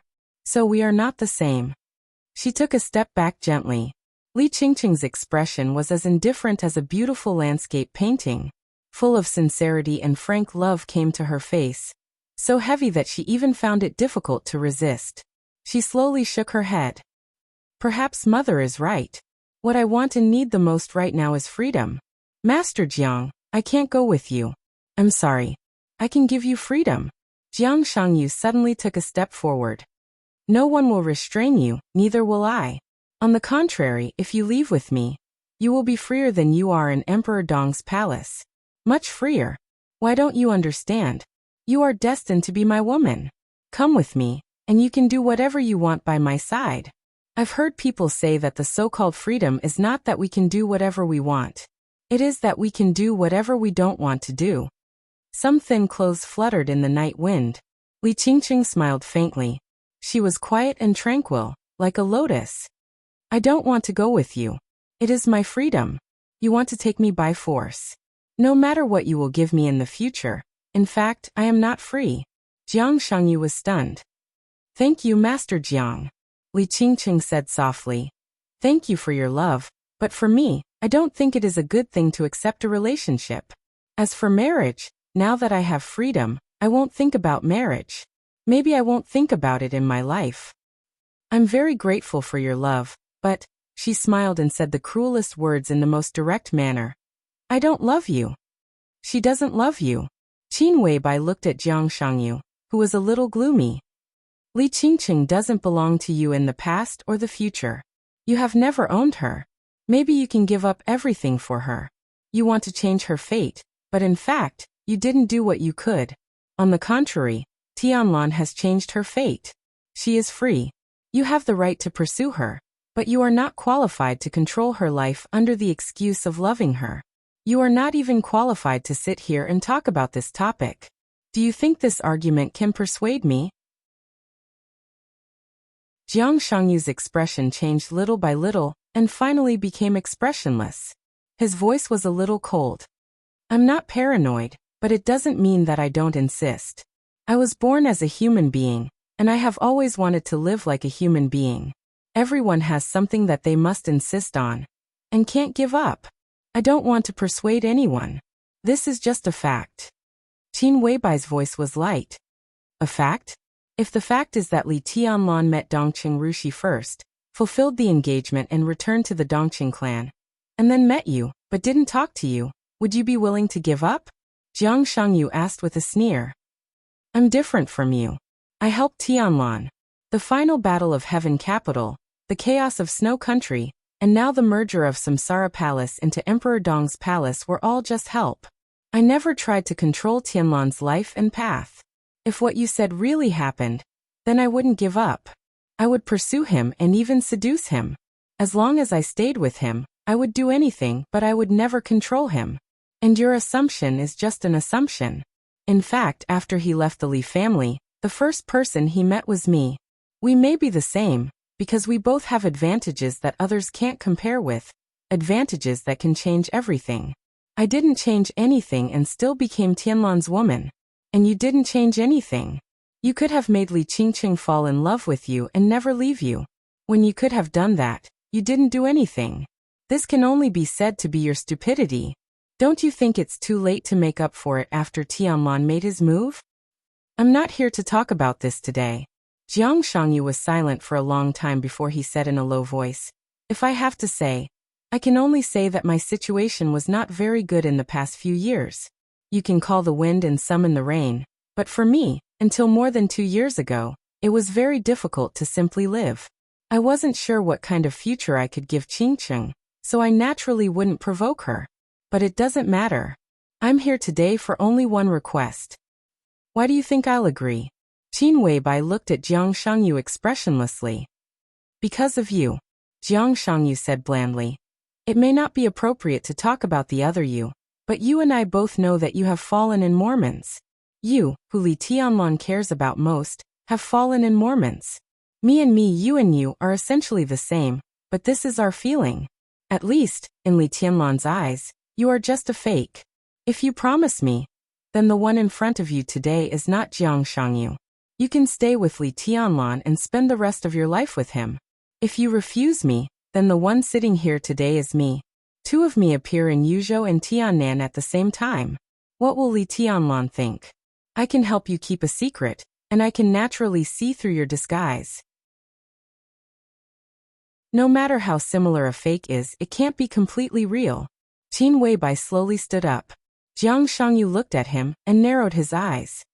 The choice is between me and you. You should know what this means. To you, Qingqing isn't someone you can't give up on. Also, this can't be considered giving up. I'm the most suitable man for her, and she is destined to be my woman. Only by being together with me can she obtain true happiness. Swish! Qin Weibai raised her palm. Half a glass of lemon water was directly splashed on Jiang Shangyu's face. Jiang Shangyu slowly wiped his face and smiled with a cold expression. You are the fake, Qin Weibai said lightly. When she turned around, her slender and thin figure drew a long shadow in the moonlight. The shadow moved slowly and finally disappeared on the rooftop, blending into the light. The cold chill swept the whole world with the airflow.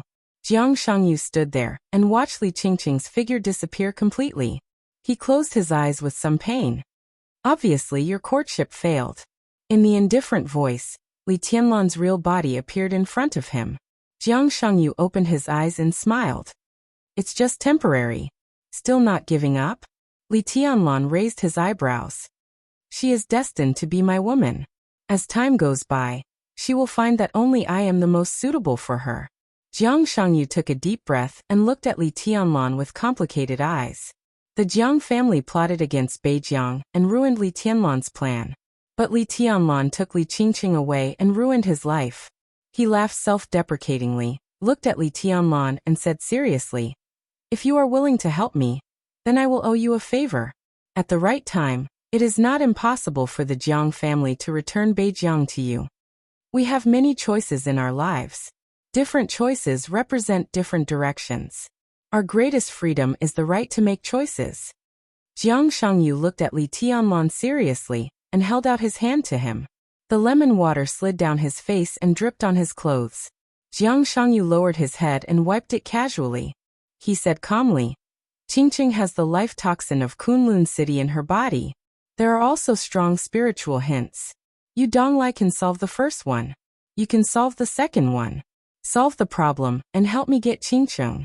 This is all I ask. If you help me, I can let you get everything. If you refuse me, I can let you lose everything. He looked up at Qin Weibai. What's your choice? Qin Weibai looked at him quietly. After a long time, she took a deep breath and said calmly, I am tired. Goodbye. That was her answer. Not having an answer was also an answer. She nodded to Jiang Shangyu and turned to leave. Jiang Shangyu sat in his seat motionless. He looked at Qin Weibai's back quietly and narrowed his eyes. He looked extremely dangerous. The cold wind blew. Jiang Shangyu's windbreaker fluttered backward. His palm slowly reached out to Li Tianlan. It was steady and peaceful, as if it contained great power. Li Tianlan looked at the palm calmly. The moonlight shone down. In the cold light, this scene seemed to be completely frozen. Jiang Shangyu's voice sounded almost word by word. We can choose many things, many directions and many positions, which represent different situations and destinies. Now, Your Majesty Li Tianlan. Jiang Shangyu's palm stopped steadily in front of Li Tianlan, as if it had stopped for many years. His voice was deep and oppressive. Tell me your choice. Do you choose to be my friend? Or an enemy? Chapter 946. Friend or enemy? Most of the time, the so-called fate and different directions were chosen in an instant. Li Tianlan narrowed his eyes and looked at Jiang Shangyu's outstretched palm. Jiang Shangyu's expression was calm and serious. The smile that seemed to cover his face at all times disappeared completely. His voice was clear, firm and steady. This was the Jiang Shangyu he was familiar with, fragile and somewhat weak. He might be a genius in other people's eyes, but in Li Tianlan's eyes, it was just a piece of cake to kill him. Jiang Shangyu did not have the strength to threaten him, let alone the power to threaten him. But at this moment, he really felt a sense of oppression that was not strong but real. The hand reached in front of him, and his life seemed to really have two directions. To the left or to the right. I think of our first meeting. Li Tianlan's voice was calm and cold. Jiang Shangyu frowned slightly. You mean in East Island? Li Tianlan glanced at him. I'm not sure what the reason is, but I can be sure of my feeling. Maybe it's your eyes when I first saw you. Or maybe it's your expression. It seems that everything is normal. But every time I think about it, I have a very uncomfortable feeling. You can say it's intuition.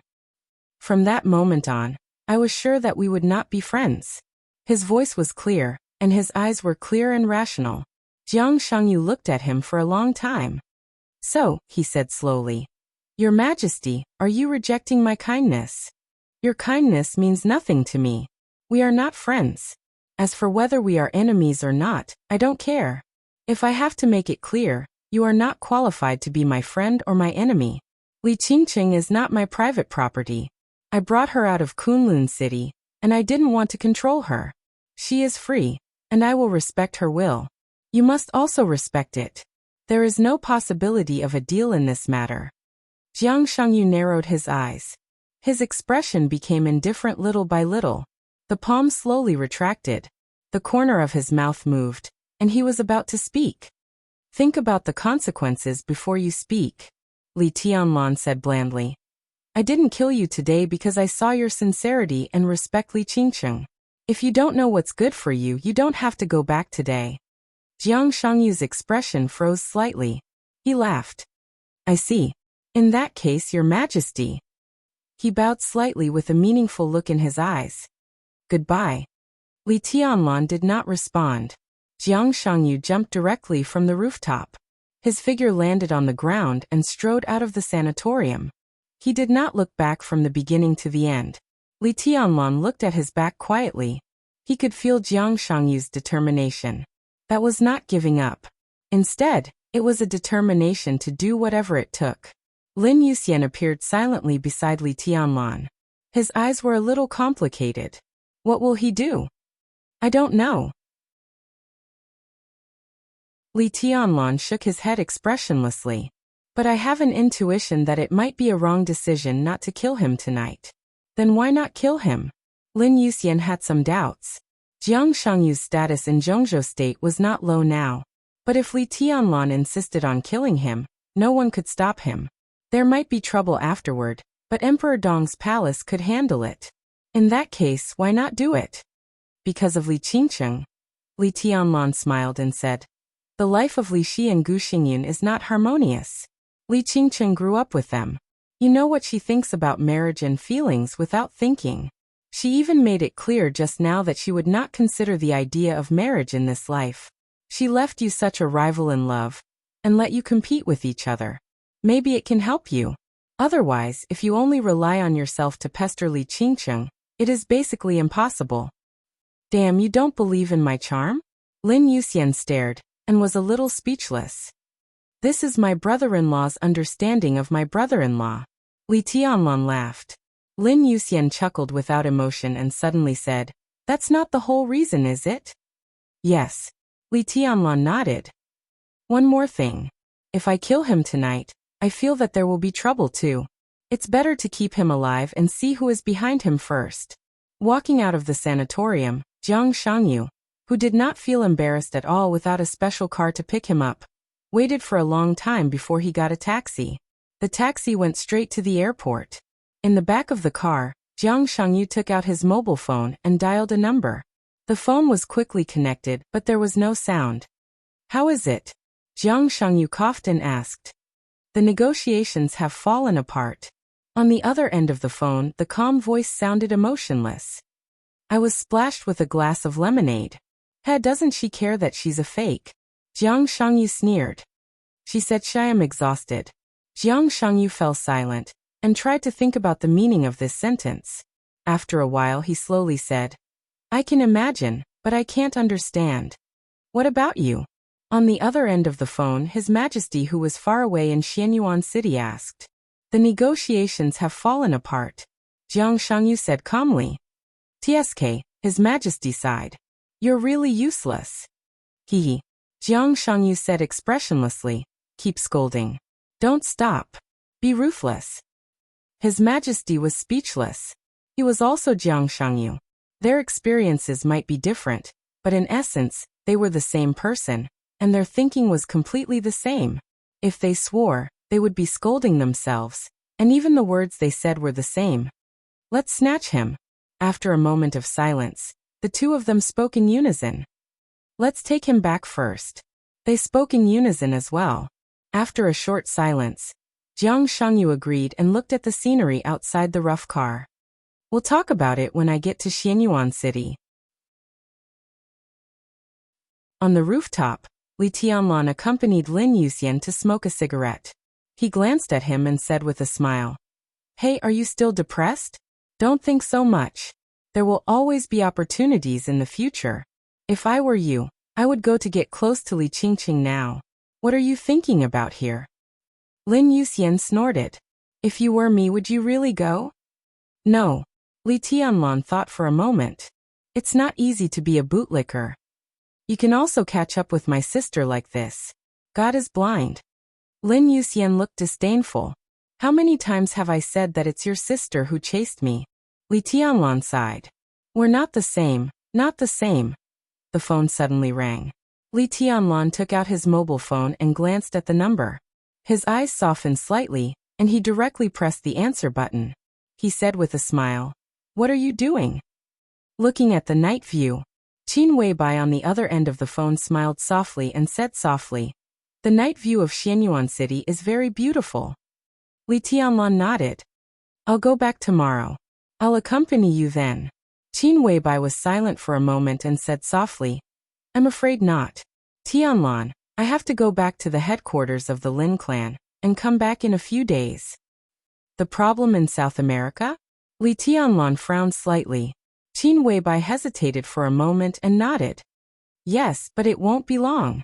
I'll be back soon." Chapter 947. The phone was hung up in Li Tianlan's laughter. Xianyuan City was brightly lit at night. The streets were clean and tidy. The buildings were exquisite and magnificent. The grass was green. The flowers were in full bloom, and the trees were neat. The lights were on. It was as if the entire city had been draped in a colorful coat of light. The night here was not so noisy and bustling, but there was a kind of vitality from silence and beauty. Qin Weibai quietly looked at the scenes outside the window. She didn't say a word and just watched in silence. Why do you suddenly want to go back to the headquarters of the Lin clan? Horsewoman drove and suddenly asked in a low voice. It's really beautiful. Qin Weibai looked out of the window and muttered to herself. Then she laughed at herself. I'm afraid it's not mine. Horsewoman frowned and was a little puzzled. I just saw Jiang Shangyu. Qin Weibai lowered her head and whispered. Horsewoman responded. She also saw it, although she didn't know what Jiang Shangyu talked to the boss. When I met Jiang Shangyu, Tianlan also saw Jiang Shangyu. Qin Weibai's voice was deep and quiet. The black Rolls-Royce suddenly stopped in the middle of driving. Qin Weibai's body swayed and leaned forward slightly. Horsewoman's face changed dramatically. She suddenly looked back at Qin Weibai in disbelief. Qin Weibai was in Tiannan. Li Tianlan was in Yuzhou. The two of them saw Jiang Shangyu at the same time? How is this possible? Horsewoman subconsciously raised her voice, a little incredulous. Nothing is impossible. Qin Weibai said indifferently. Just like now, I'm in Tiannan, but I'm also in the headquarters of the Lin clan. Horsewoman breathed violently. At that moment, she was completely stunned. Horsewoman frowned tightly and looked solemn. He and the palace master. Probably the same. It's hard to explain what's going on. But I can come back, so can he. Qin Weibai whispered. Horsewoman's brain was a little confused. After a while, she understood what it meant. We have enemies.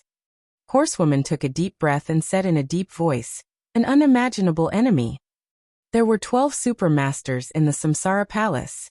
But the status of supermasters was also high and low.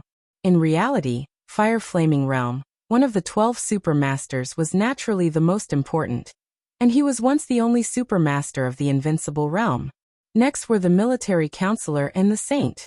And then there were the dukes and generals whose strength was only second to the saint and the military advisor. Instead, there were the knights whose strength might not be the best but were absolutely loyal.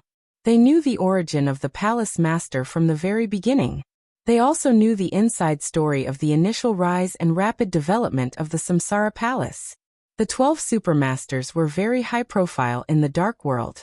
Lurk in the shadows, the saber of Zhongzhou State.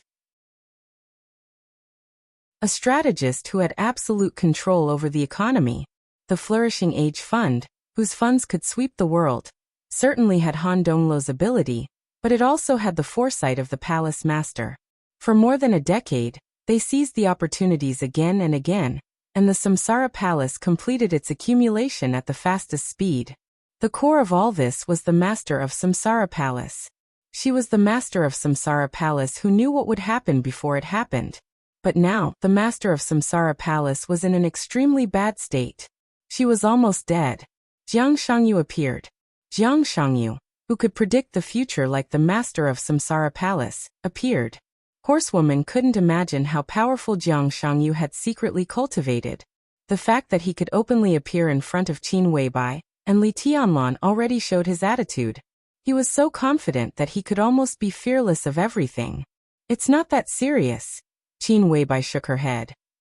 His state is a little special. When I came back that year, my foster father spent a lot of effort to stabilize my injury.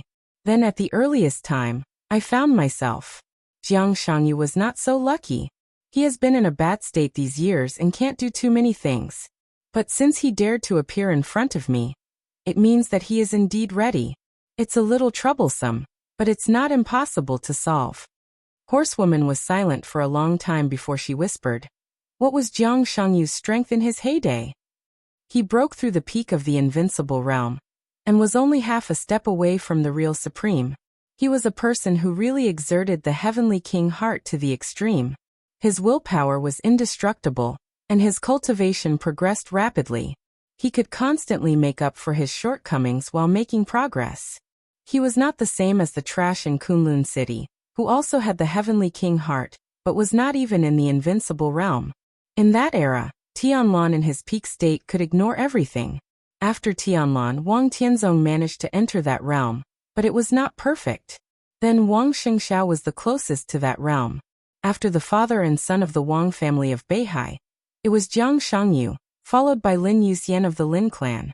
If we talk about the combat capability in his heyday, Jiang Shangyu in his peak state is stronger than Mr. Lin and Li Guangtu.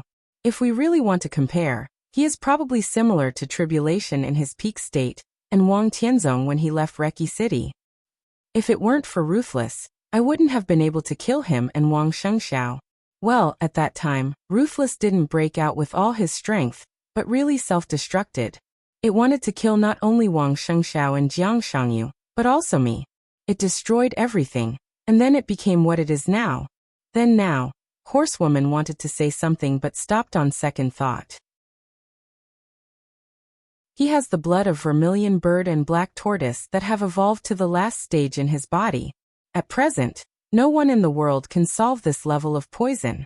At most, they can barely suppress it. It is impossible for him to return to his peak state.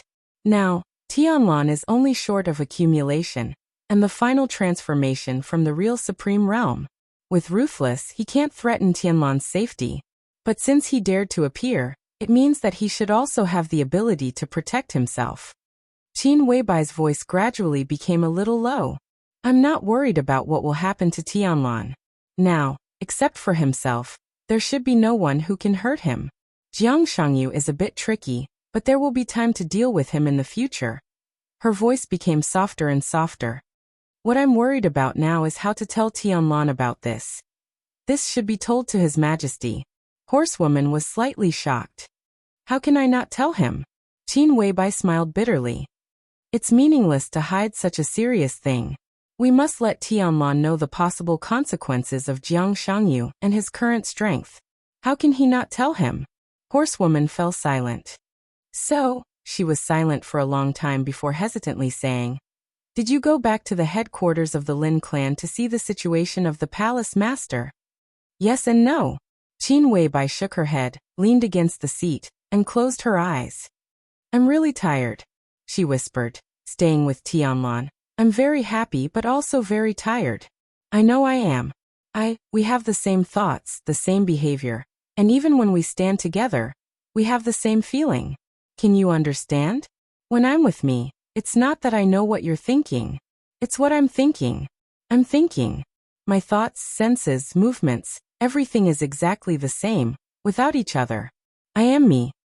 When I'm with her, at a close distance, I don't need to read the notebook that deepens the impression at all.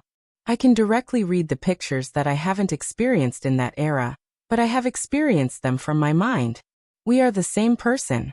I firmly believe it, accept it, and even believe it. But it's still very tiring. When I see Tianlan, I can take it for granted that we are the same person. But when I'm with him, every time he looks at me, hugs me, and even presses on me, I feel that he is looking at another person. That person is me, but not me. This kind of feeling. Qin Weibai's voice was a little desperate. Do you understand? Horsewoman was silent for a long time before she shook her head slightly. In fact, whether I am me or not, in Tianlan's eyes, maybe it's different. In Military Counselor's heart, it's the same in Flaming Fire's heart. And it should be the same in his heart. So, Jiang Shangyu said that I'm an imposter. Oh, I really can't be an imposter. In fact, before this, we knew the existence of Jiang Shangyu. I'm just not sure who he is.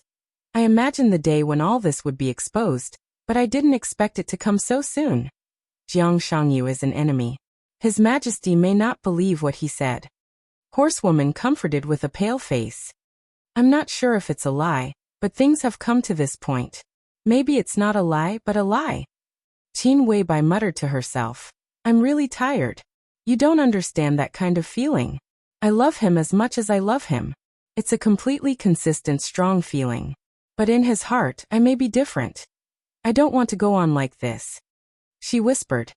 Every time I see myself in the Lin clan, I will firmly believe that we are the same person.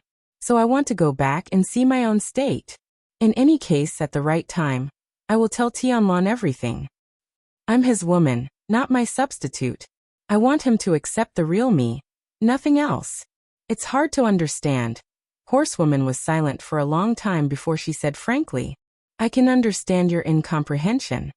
Qin Weibai smiled. That's why I feel so tired. If Horsewoman hesitated. What if His Majesty doesn't accept your identity? If he thinks you are not you, like flaming fire, what will you do then? There's no way. Qin Weibai's eyes were calm and a little empty. With Jiang Shangyi's existence, this seemingly flawless secret will be revealed sooner or later. Tianlan will know it sooner or later. The only difference is whether I tell him or someone else tells him. It's better to get the pain over with. She whispered, when I come back from the Lin clan, I will confess everything to him. Even. The light outside the window shone on her face. That exquisite and perfect dreamy face was pale and almost transparent. She shook her head hard and whispered, even if it's my end.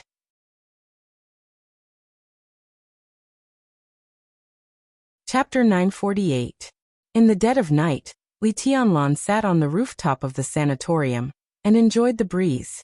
Once again, Wu Qing turned into Li Tianlan and sat with him. The vast and majestic sword energy fluctuated with its appearance. The dense sword energy spread from the rooftop and eventually covered the whole sanatorium. This sword chi was so perfect and flawless that it didn't even have a single flaw. Instead, it looked like an airtight domain. Li Tianlan reached out his hand and poked the sword energy around him in boredom. The sword energy was like a transparent cover. As he stretched his fingers forward, the sword energy broke one after another like a cover.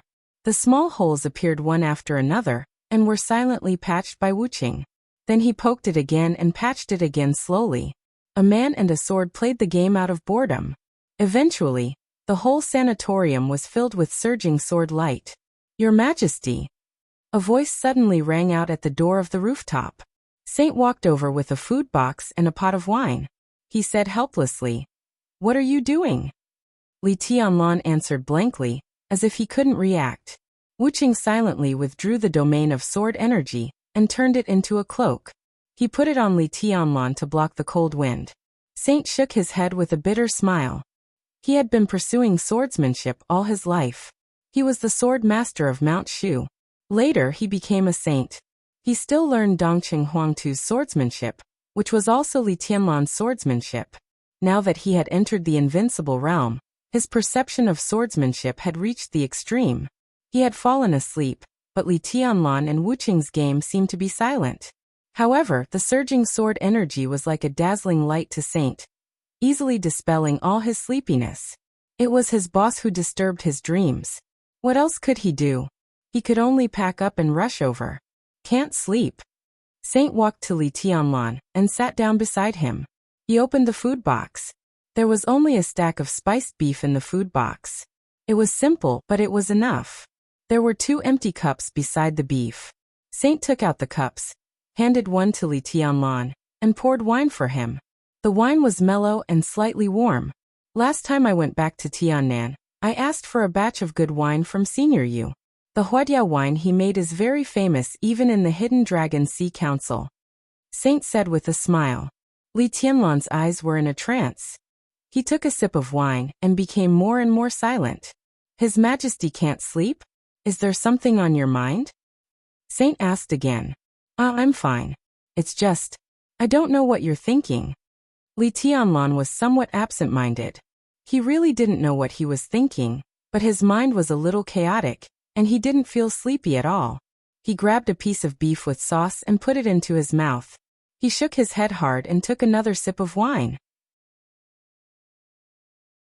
I'm thinking about a lot of things, he said softly. The future of Emperor Dong's palace, my future. I miss the Li family, my grandpa, the carefree life of the Wang family of Beihai and the Lin clan, my own life experience, a lot of things. It's a mess, or maybe I don't think about anything. Your Majesty is thinking about the Dongqing clan? Saint asked with a smile after a moment of silence. Maybe Li Tianlan nodded. Parents. Mom and Dad. This word is very strange. He gulped down the wine and shook his head slightly. There were some things that were completely different from saying it out loud. Li Shi, who sobered up, told his life experience in the clearest manner as the person involved. It was a very strange feeling. For a long time, he didn't quite understand why the Dongqing clan would give him unconditionally. He didn't understand why the giant group made plans with him as the core. He didn't understand why Dongqing Wudi and Bai Qingqian accepted Qin Weibai and Wang Yuetong so easily. He didn't understand why Bai Qingqian and the Dongqing clan almost turned against each other and became enemies. He didn't understand why Bai Qingqian and the Dongqing clan almost fell out and became enemies. He slowly realized something. And everything Li Shi said was the answer to all his incomprehensible questions. Li Tianlan's heart was a little chaotic, but he couldn't tell what specific emotion it was. It was a very subtle psychological activity, so subtle that he didn't even form any specific emotion or feeling. He fought with Gu Xingyun, attended the meeting of the parliament, watched the changes in Beijiang, listened to Lin Fengting talk about the origin of murderous weapons, and watched Jiang Shangyu perform to his heart's content. Today was undoubtedly very lively, and he lived a fulfilling life. When everything was over and he was alone, Li Tianlan's mind became a little complicated. I thought your majesty was worried about the next decisive battle in Beihai. Saint smiled. Li Tianlan shook his head and didn't speak. He really didn't think about it. Even if he knew the existence of Wuyo, no matter whether it was self-confidence or brainlessness, Li Tianlan's heart was firm. He was sure that he was invincible now, and he didn't care who his opponent was.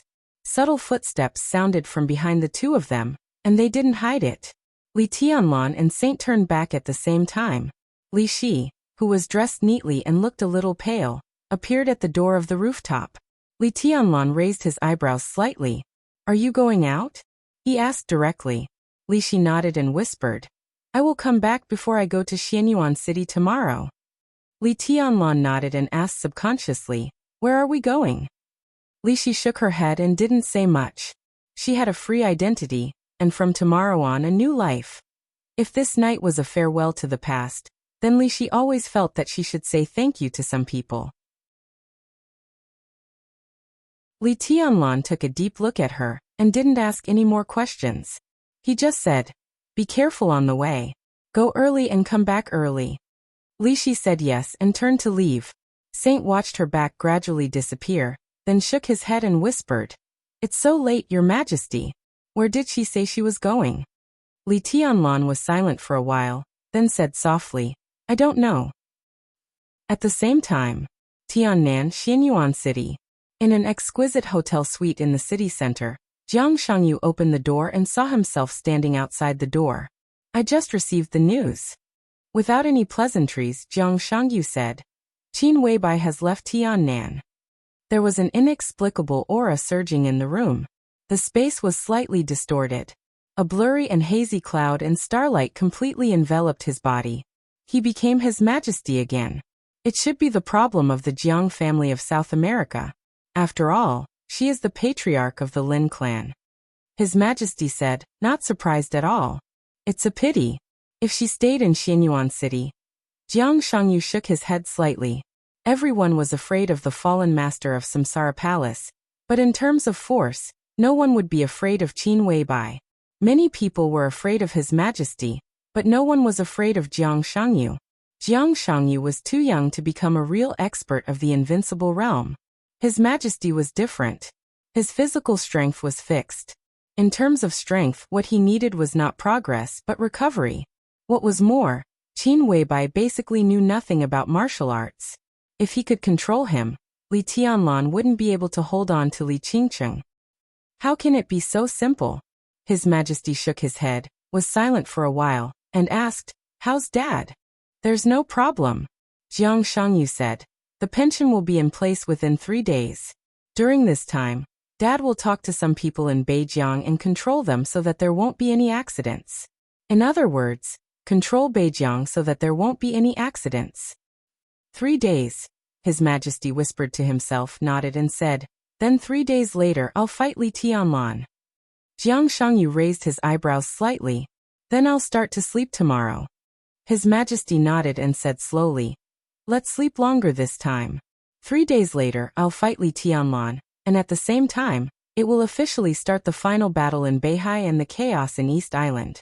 In order to prevent accidents, don't stop sleeping. There's not enough nutrient solution. Jiang Shangyu frowned slightly. I know, so I'll solve everything as soon as possible. His Majesty smiled. If everything goes well, when I wake up, Li Tianlan should have died. He refused to be my friend, so I'll let him know how serious the consequences of his refusal will be. Jiang Shangyu shrugged.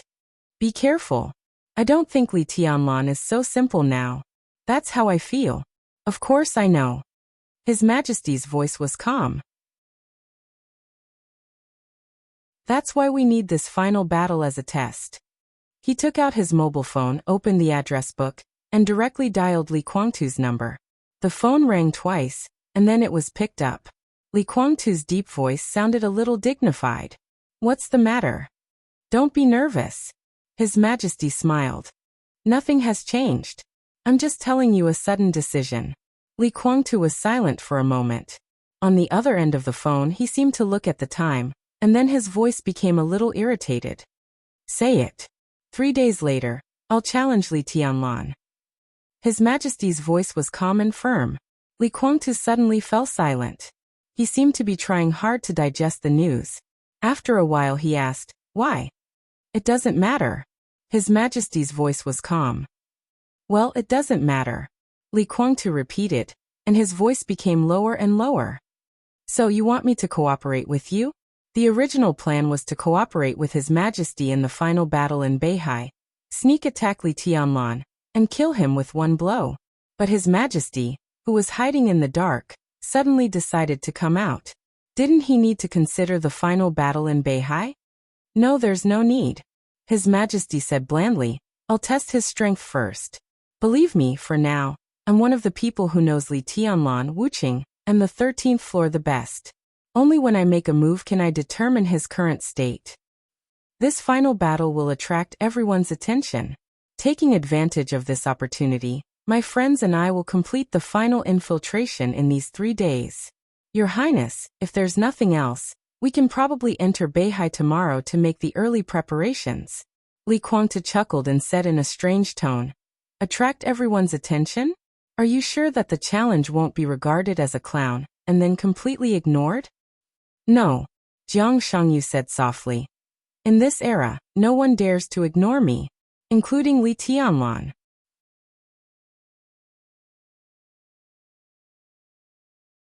Chapter 949.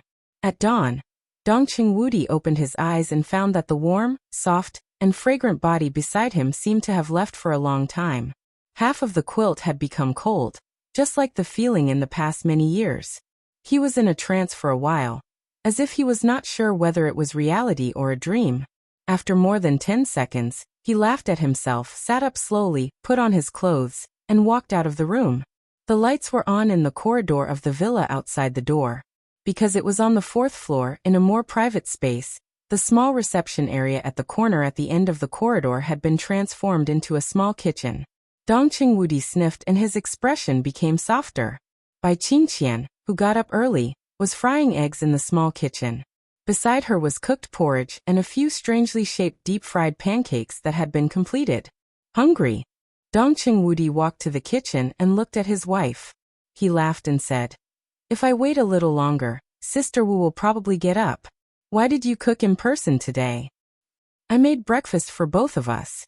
Bai Qingqian, who was wearing an apron, put the fried eggs on the plate and whispered, I have a flight this afternoon. Dongqing Wudi froze for a moment, and then fell silent. Bai Qingqian was the speaker of Liaodong. Naturally, she could not stay in Yuzhou. During this time, she had been holding meetings in Yuzhou. There was less than a year before the election, and all aspects were sensitive. Today, she would go to the Hidden Dragon Sea to attend a speakers' conference of Zhongzhou State, which was also the highlight of this series of meetings, or even the finale.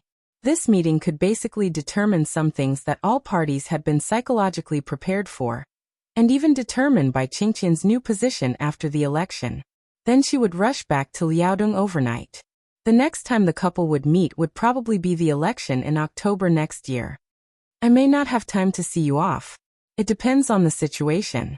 I'll try my best to make time. Dongqing Wudi was silent for a moment and whispered. No need. Bai Qingqian scooped 2 bowls of porridge and placed some delicate and delicious side dishes on the table. You do what you need to do. I'll try my best to come back during the Spring Festival. Dongqing Wudi gave a wry smile and shook his head.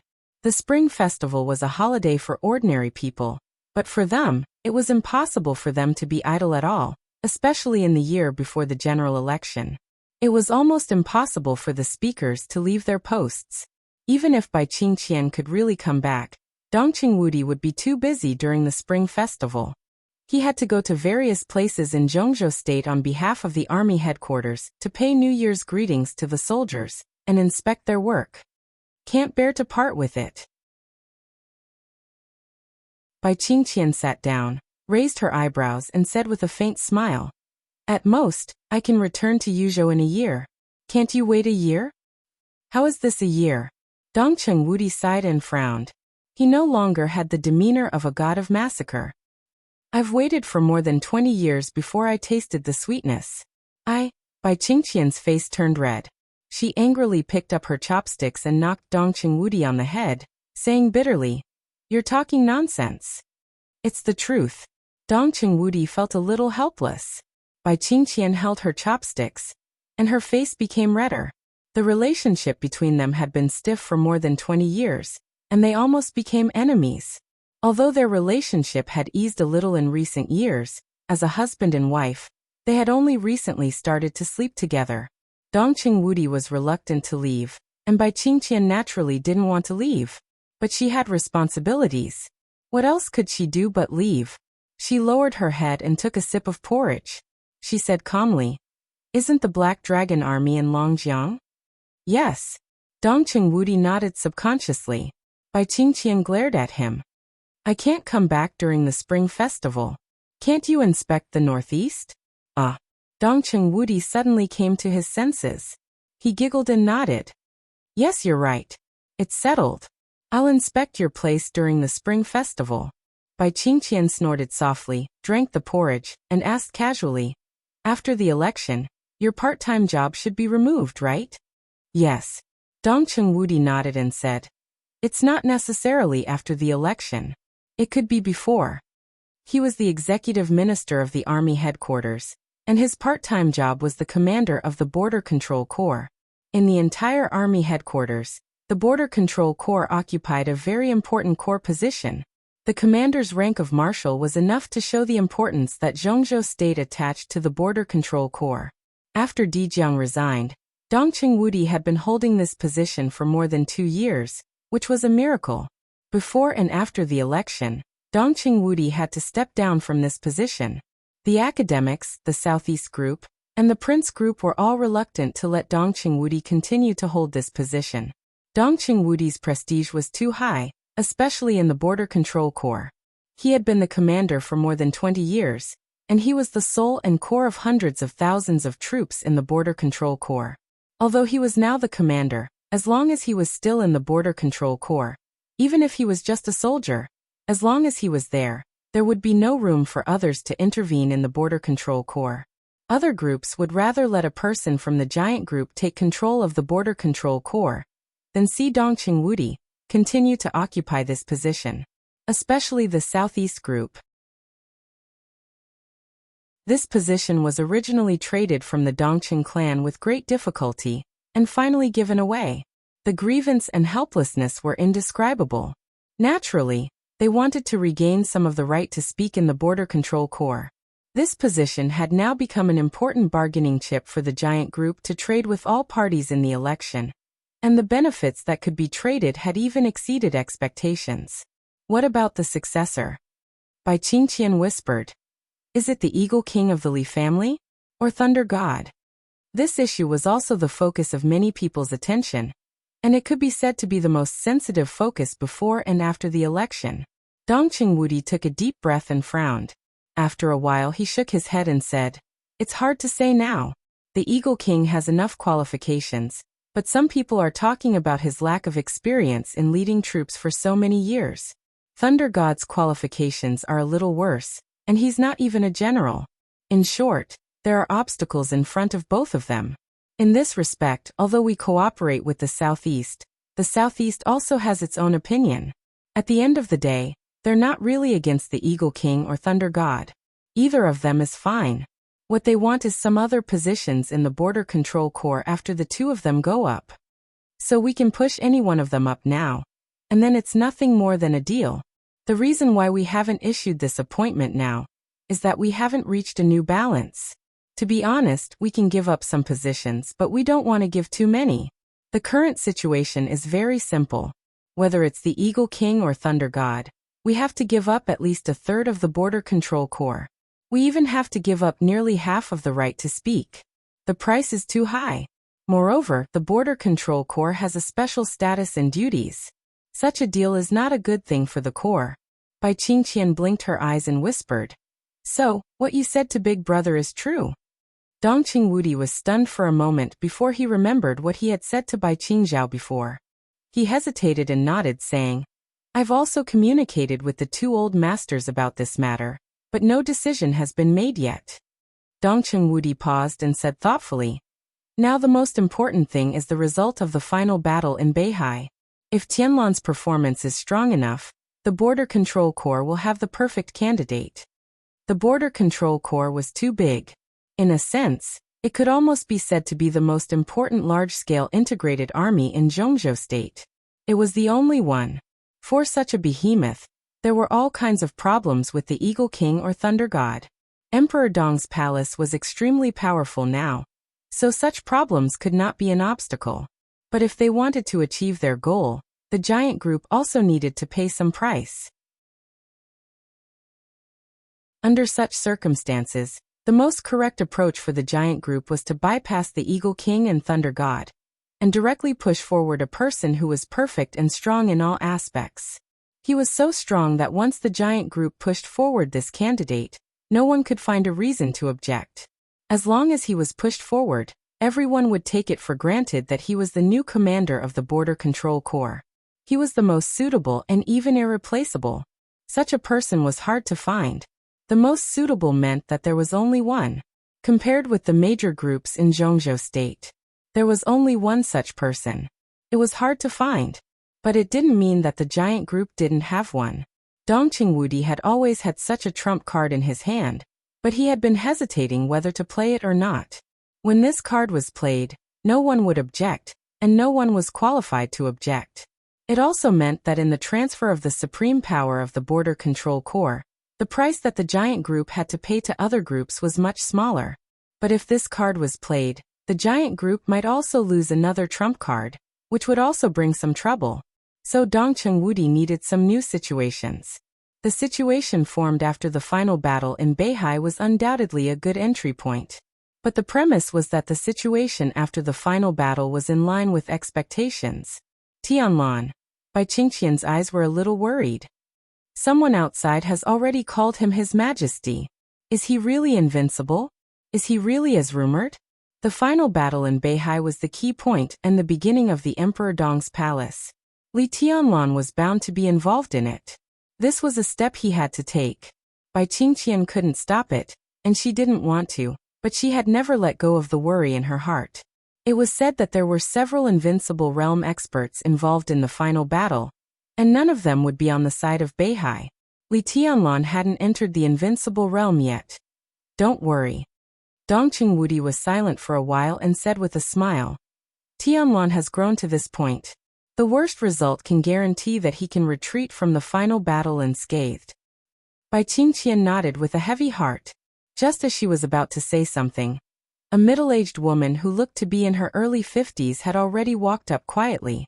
Bai Qingqian looked back and was a little surprised. She whispered, Nanny Wu, what's the matter? Speaker, I was just about to cook when I saw someone standing outside. She just stood there, motionless.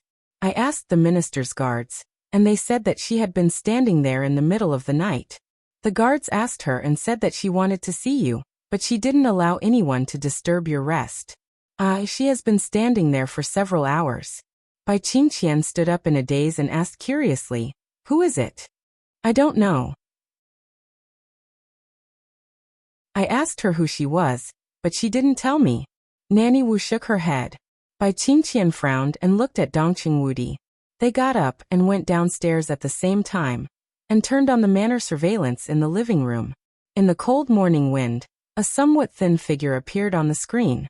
Quiet, gentle, beautiful and elegant. Bai Qingqian glanced at her. Her first feeling was that she didn't know her, but then she felt a little familiar. She thought for a long time, then slightly raised her eyebrows and said in surprise, "Li Shi?" Dongqing Wudi nodded and whispered, "It seems to be true."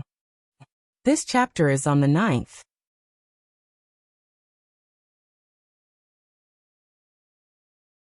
Chapter 950.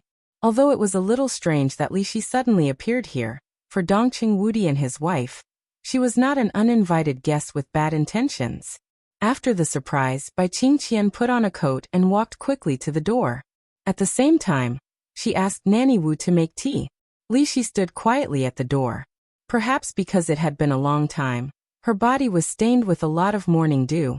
She looked a little hazy and colder. In the dark corners around the manor, gazes fell on her, intentionally or unintentionally. They observed her every move without malice or kindness. As the third most powerful person in Zhongzhou State, Dongqing Wudi's guards were undoubtedly the best in Zhongzhou State. 8 guards, in 2 shifts, protected Dongqing Wudi 24 hours a day. The 8 guards were all experts at the peak of the thunder-shocking realm from the Border Control Corps. Their courage and professionalism were beyond doubt. They left the Border Control Corps and entered the shadow sect of Zhongzhou State. What they learned was the sword formations passed down from the Li family's Zhuanyuantai. There were about 4 or 5 people in a group, and each group was a small sword formation. The sword formation was not very aggressive, but it was unparalleled in defense. Hundreds of years ago, after the ancestor of the Li family became the god of war of Zhongzhou State, he once used the 30-meter mortal world domain of the Jiang family of South America, which was known as the best defense in the world, to create 2 sets of protective sword formations with slightly different functions. It became a unique skill that the bodyguards of the Hidden Dragon Sea practiced all the time.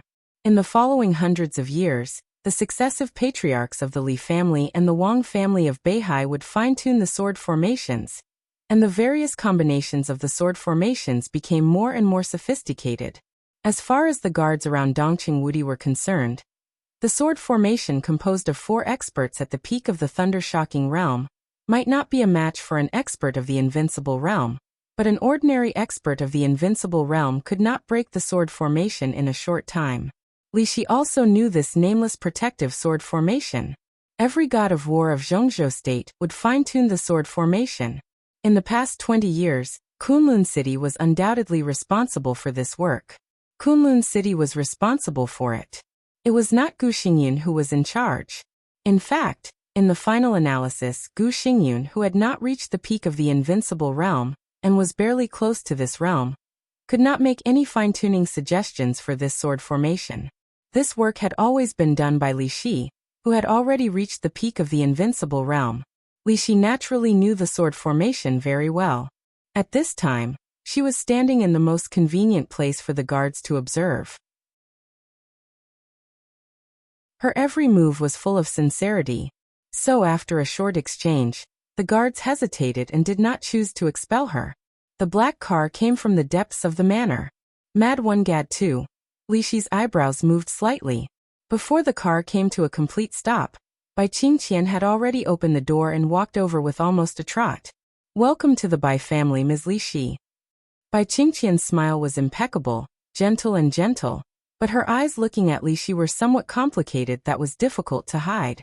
She put another coat of her own in her hand on Li Shi, who was wearing very thin clothes, and whispered, "I should have called in advance. As long as you come, it doesn't matter how late you are." The corner of Li Shi's mouth moved. It seemed that she wanted to say something, but she couldn't say it for a while. Draped in a warm coat, her stiff body seemed to gradually warm up. She glanced over by Qingqian and looked at Dongqing Wudi, who came out of the driver's seat. Dongqing Wudi nodded with a smile and said nothing. Li Shi bowed slightly. Her movements were slow, but they became bigger and bigger. Finally, she turned from a slight bow into a deep bow. It was extremely quiet. Bai Qingqian was a little overwhelmed. She subconsciously reached out to hold Li Shi, feeling a little confused. She knew Li Shi, but she didn't know her at all. In her memory, they met very few times, when they were very young many years ago. As the most outstanding young women of that era, Xia Ji, who was by Wang Tianzong's side, Li Shi, who was by Li Kuangtu's side, and by Qingqian, who was by Dongqing Wudi's side, each of them had their own elegance. When they met occasionally, They just nodded to each other as a greeting. She still remembered that when Dongqing Wudi was young, he once fought with Li Guangtu, and Dongqing Wudi suffered a little loss. Since then, Bai Qingqian seemed to be displeased with Li Guangtu and Li Shi. Bai Qingqian's mind was in a mess for a moment, and her memories flew farther and farther. Li Shi's somewhat hoarse and dry voice sounded. "I've thought about it for a long time," she said quietly. "Maybe you won't accept it, but in any case, I should say thank you to you. Thank you for taking care of Rushi for so many years and taking good care of her. Thank you." Even if most of the news was blocked in Kunlun City, she could still roughly know about Dongqing Rushi's situation in a few meetings with Xian Xuanzi. After all, Dongqing Rushi was her biological daughter, and Li Shi had always kept an eye on her. The baby, who should have been the legitimate grandson of the Dongqing clan, was given to Li Honghe by Dongqing Hanguang and Dongqing Wudi. The girl, who should have been the down-and-out princess of the Li family, was given to the Dongqing clan, and became the daughter of the Dongqing clan. Bai Qingqian, who just saw her son in a hurry, almost completely collapsed. The loving couple, the filial daughter-in-law, all the beautiful relationship was completely broken at that moment. Mad One Gad too. Bai Qingqian and the Dongqing clan almost completely broke up, but after the initial time, Bai Qingqian, who couldn't find her son, began to gradually pay attention to Dongqing Rushi. She hadn't returned to the Dongqing clan in these years, but she still showed a mother's care and love for Dongqing Rushi. Dongqing Rushi had been in a coma for 2 years. But 2 years ago, in the more than 20 years before that, she never felt that her mother, Bai Qingqian, didn't like her. With this alone, Li Shi could be sure of Bai Qingqian's attitude toward Dongqing Rushi over the years. Dongqing Rushi's current situation was not very good. But Li Shi couldn't not remember the kindness of raising her for so many years. Bai Qingqian's face changed slightly, and she didn't speak. "Don't get me wrong," Li Shi whispered. "I have no intention of robbing Rushi from you. She will always be your daughter. I don't mean that." Bai Qingqian waved her hand a little awkwardly, then pulled Li Shi and laughed. "It's a little cold. Come on, let's go in and talk." Li Shi was pulled into the car by Bai Qingqian. The car started slowly. Dongqing Wudi, who was driving in person, kept looking at Li Shi through the rearview mirror. He wanted to say something but stopped on second thought. Bai Qingqian seemed to know what her husband was thinking. She hesitated for a moment and said softly, I heard that you saw Tianlan as soon as you woke up?" "Yes." Li Shi nodded. Bai Qingqian glanced at Dongqing Wudi, who was driving in front, and then seemed to make up her mind. She said cautiously, "What did you talk about?" As soon as she finished speaking, she opened her mouth again and said with a forced smile, "Of course, if it's something we shouldn't know." "You are his parents," Li Shi whispered. "There is nothing we shouldn't know. His Majesty thinks so too." Parents, this simplest and most common word seemed to shatter all the defenses in Bai Qingqian's heart in an instant. Her body was stiff in the seat, and her face was pale. Li Shi lowered her eyebrows and whispered, "We talked about his and Rushi's life experiences. I told him everything I should tell him."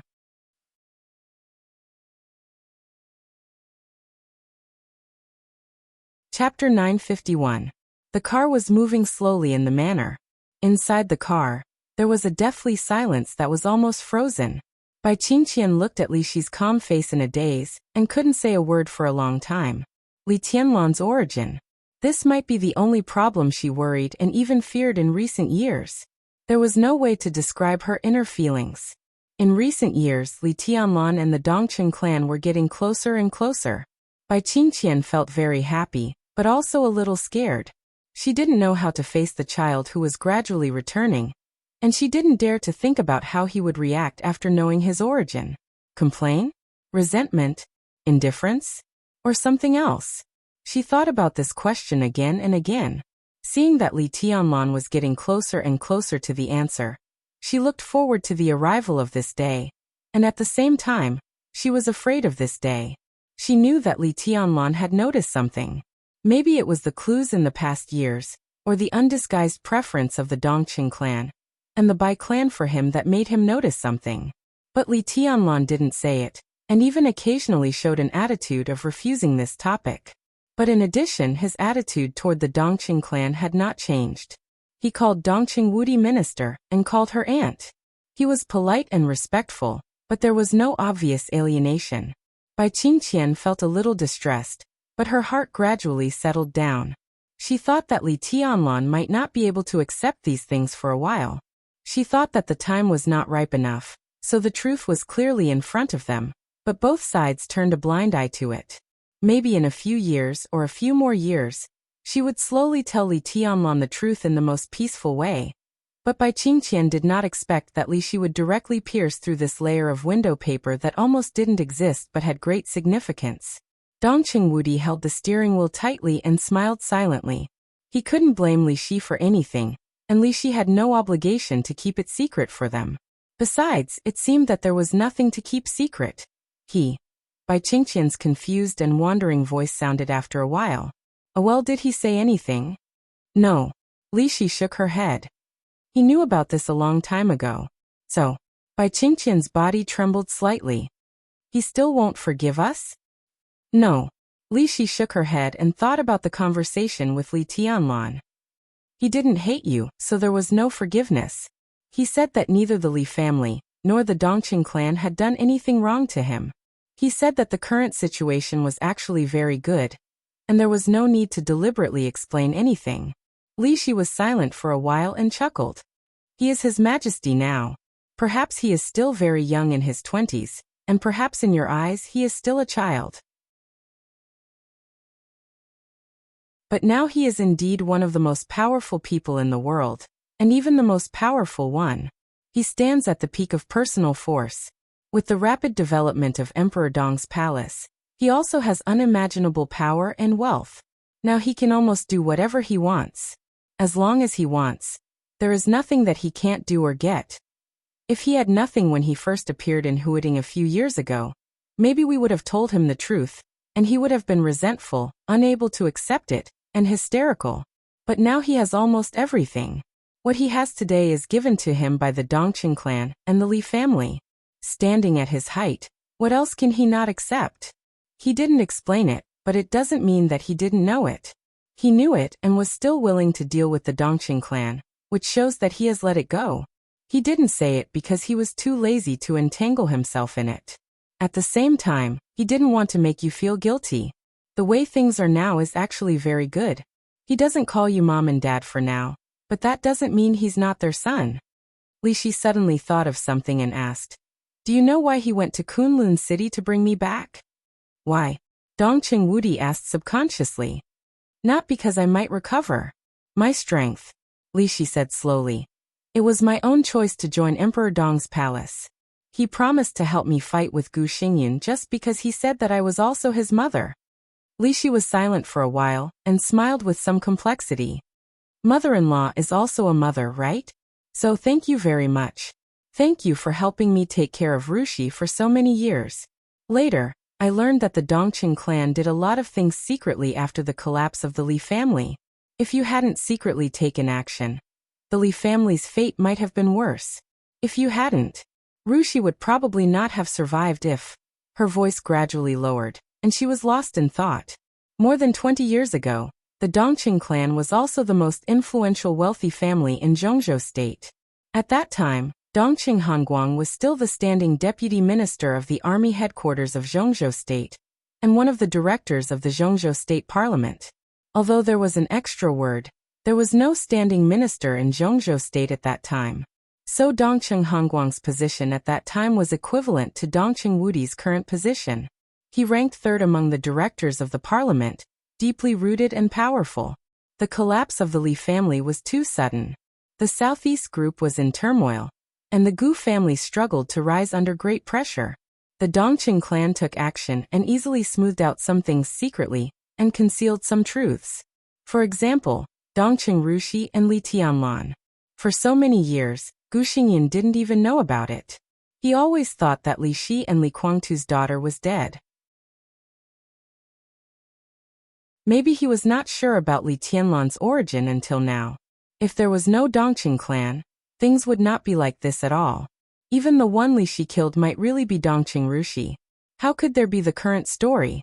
Don't think that they are good people. They are all so selfish. Bai Qingqian said coldly and gave Dong Qingwudi a hard look. Although the relationship between husband and wife had been eased, when it came to this topic, her inner resentment and grievance suddenly surged up.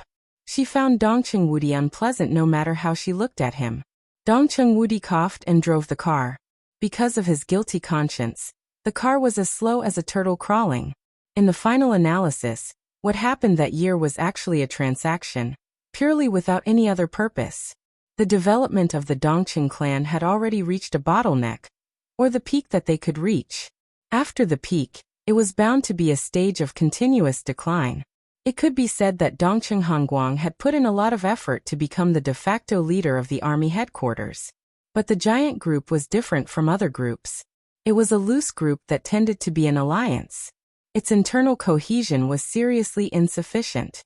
Many times before it did anything to the outside world, it had already felt the internal constraints. The giant group was naturally dominated by the wealthy families of Zhongzhou state. The Dongqing, Bai, and Zhou families were the pillars. But other wealthy families had various relationships with other groups. In terms of scale, the giant group was the first among the 6 groups, but it almost never made the same voice. Dongqing Hongguang was not sure how far the Dongqing clan would develop after his retirement. At that time, the 3 pillars of the giant group were urgently seeking changes, but they could not find any opportunities at all.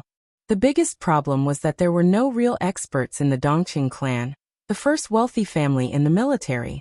At that time, the peak force of Zhongzhou state was also the peak force of the dark world. It had been so for hundreds of years. The Li family and the Wang family of Beihai had always been the peak force of individual forces in Zhongzhou state. Even if the Dongqing clan had cultivated a great force like Jade Pool, it could not guarantee that there would be an invincible realm expert in every generation. Even if someone was lucky enough to enter the invincible realm, he was still a little brother in front of the Li family and Beihai. Individual force often did not mean anything, but more often than not, it clearly represented something. The position of the state-protecting war god could already explain some problems. This position represented great power, but at the same time, it also represented extreme martial strength. Absolute personal strength represented absolute prestige. Today's Wang family of Beihai was a behemoth that slowly transformed into shape after the personal strength reached its peak. A real peak invincible realm expert meant strength in countless disputes. Confidence was related to a lot of invisible prestige, interests, diplomatic relations, and execution power. If the Dongqing clan had an invincible realm expert who could compete with the Li family and Beihai, the entire Dongqing clan, and even the giant group would go further, and become a super large group that could really be on an equal footing with the Southeast group. The collapse of the Li family gave the Dongqing clan an opportunity. Li Honghe needed to preserve the last strength of the Li family as another trump card. And the Dongqing clan was eager to seize this opportunity to cultivate a real top expert. Jade Pool could not cultivate such an expert. The Li family was the most suitable candidate. So the deal was reached the moment the 2 sides met. The grandson of the Dongqing clan became the grandson of Li Honghe, and became Li Tianlan. The granddaughter of the Li family became the granddaughter of the Dongqing clan, and became Dongqing Rushi. In order to integrate in the future, the 2 sides used the oldest but often the most effective way: marriage. From that moment on, the baby boy and the baby boy, who were born on the same day in the same year, month and year, had been tied up. Li Honghe had no reservations about Li Tianlan. He taught him all the inheritance of the Li family and tried his best to cultivate him. The Dongqing clan was also generous to Dongqing Rushi. Both sides regarded the 2 children as their own, waiting for them to grow up and get married smoothly. At that time, the power of the Li family would become the power of the Dongqing clan. And the power of the Dongqing clan would also be the cornerstone of the Li family's rise again. From that moment on, the Dongqing clan and the Li family had put their futures on the 2 children. This was a deal. Up to now, this deal had deviated a little because of various factors, but in general, the general direction had not changed. The Li family rose again. With the rise of the Li family and the establishment of Emperor Dong's palace, the new group would also become an important turning point for the 3 pillars of the giant group to seek change. Among them, Bai Qingqian, who had lost her son, and Li Tianlan, who had suffered a lot since childhood, might have suffered a lot. Li Tianlan had gained something. What about Bai Qingqian? Li Shi looked at Bai Qingqian in a daze. After a long time, she reached out, held her hand and whispered, "Thank you." Bai Qingqian shook her head. "I don't need to thank you. After all, in my heart, Rushi is also my daughter." She looked straight at Li Shi and said in a pleading voice, "If I really want to join Emperor Dong's palace, my only request is that you can help me take care of my son." Just like what he said. Li Shi said softly, "He is also my son." A son-in-law was naturally a son. Bai Qingqian bit her lip and nodded hard. "If I can, I really want to wait for Moon God to wake up, and then watch them get married and watch their children." Li Shi's voice was a little faint. "Moon God?" Bai Qingqian asked. "Ah." Li Shi smiled. "This is the name that Li Guangtu and I gave her before she was born, Li Yueshan, but the name Rushi is also very good." "Name?" Bai Qingqian's eyes were in a trance. "Tianlan also has a name, right?" Li Shi asked tentatively. Almost every parent would choose a name for their child before they were born. "Yes." Li Shi smiled bitterly. She and Dongcheng Wudi naturally gave Li Tianlan a name, but things had developed to this point. That name was almost meaningless. Li Tianlan was Li Tianlan after all. Dongcheng Wudi sighed and his eyes flickered. No one knew what he was thinking. After a long time he stopped the car and whispered, "We also gave him a name at that time." At that time, Qingqian was just 4 months pregnant. Shaking his head, Dongcheng Wudi said, "His name is Dongcheng Huangtu." You're tuning in to the Echoes of the Heart YouTube channel. Don't forget to subscribe and join us on this journey to catch the most captivating stories.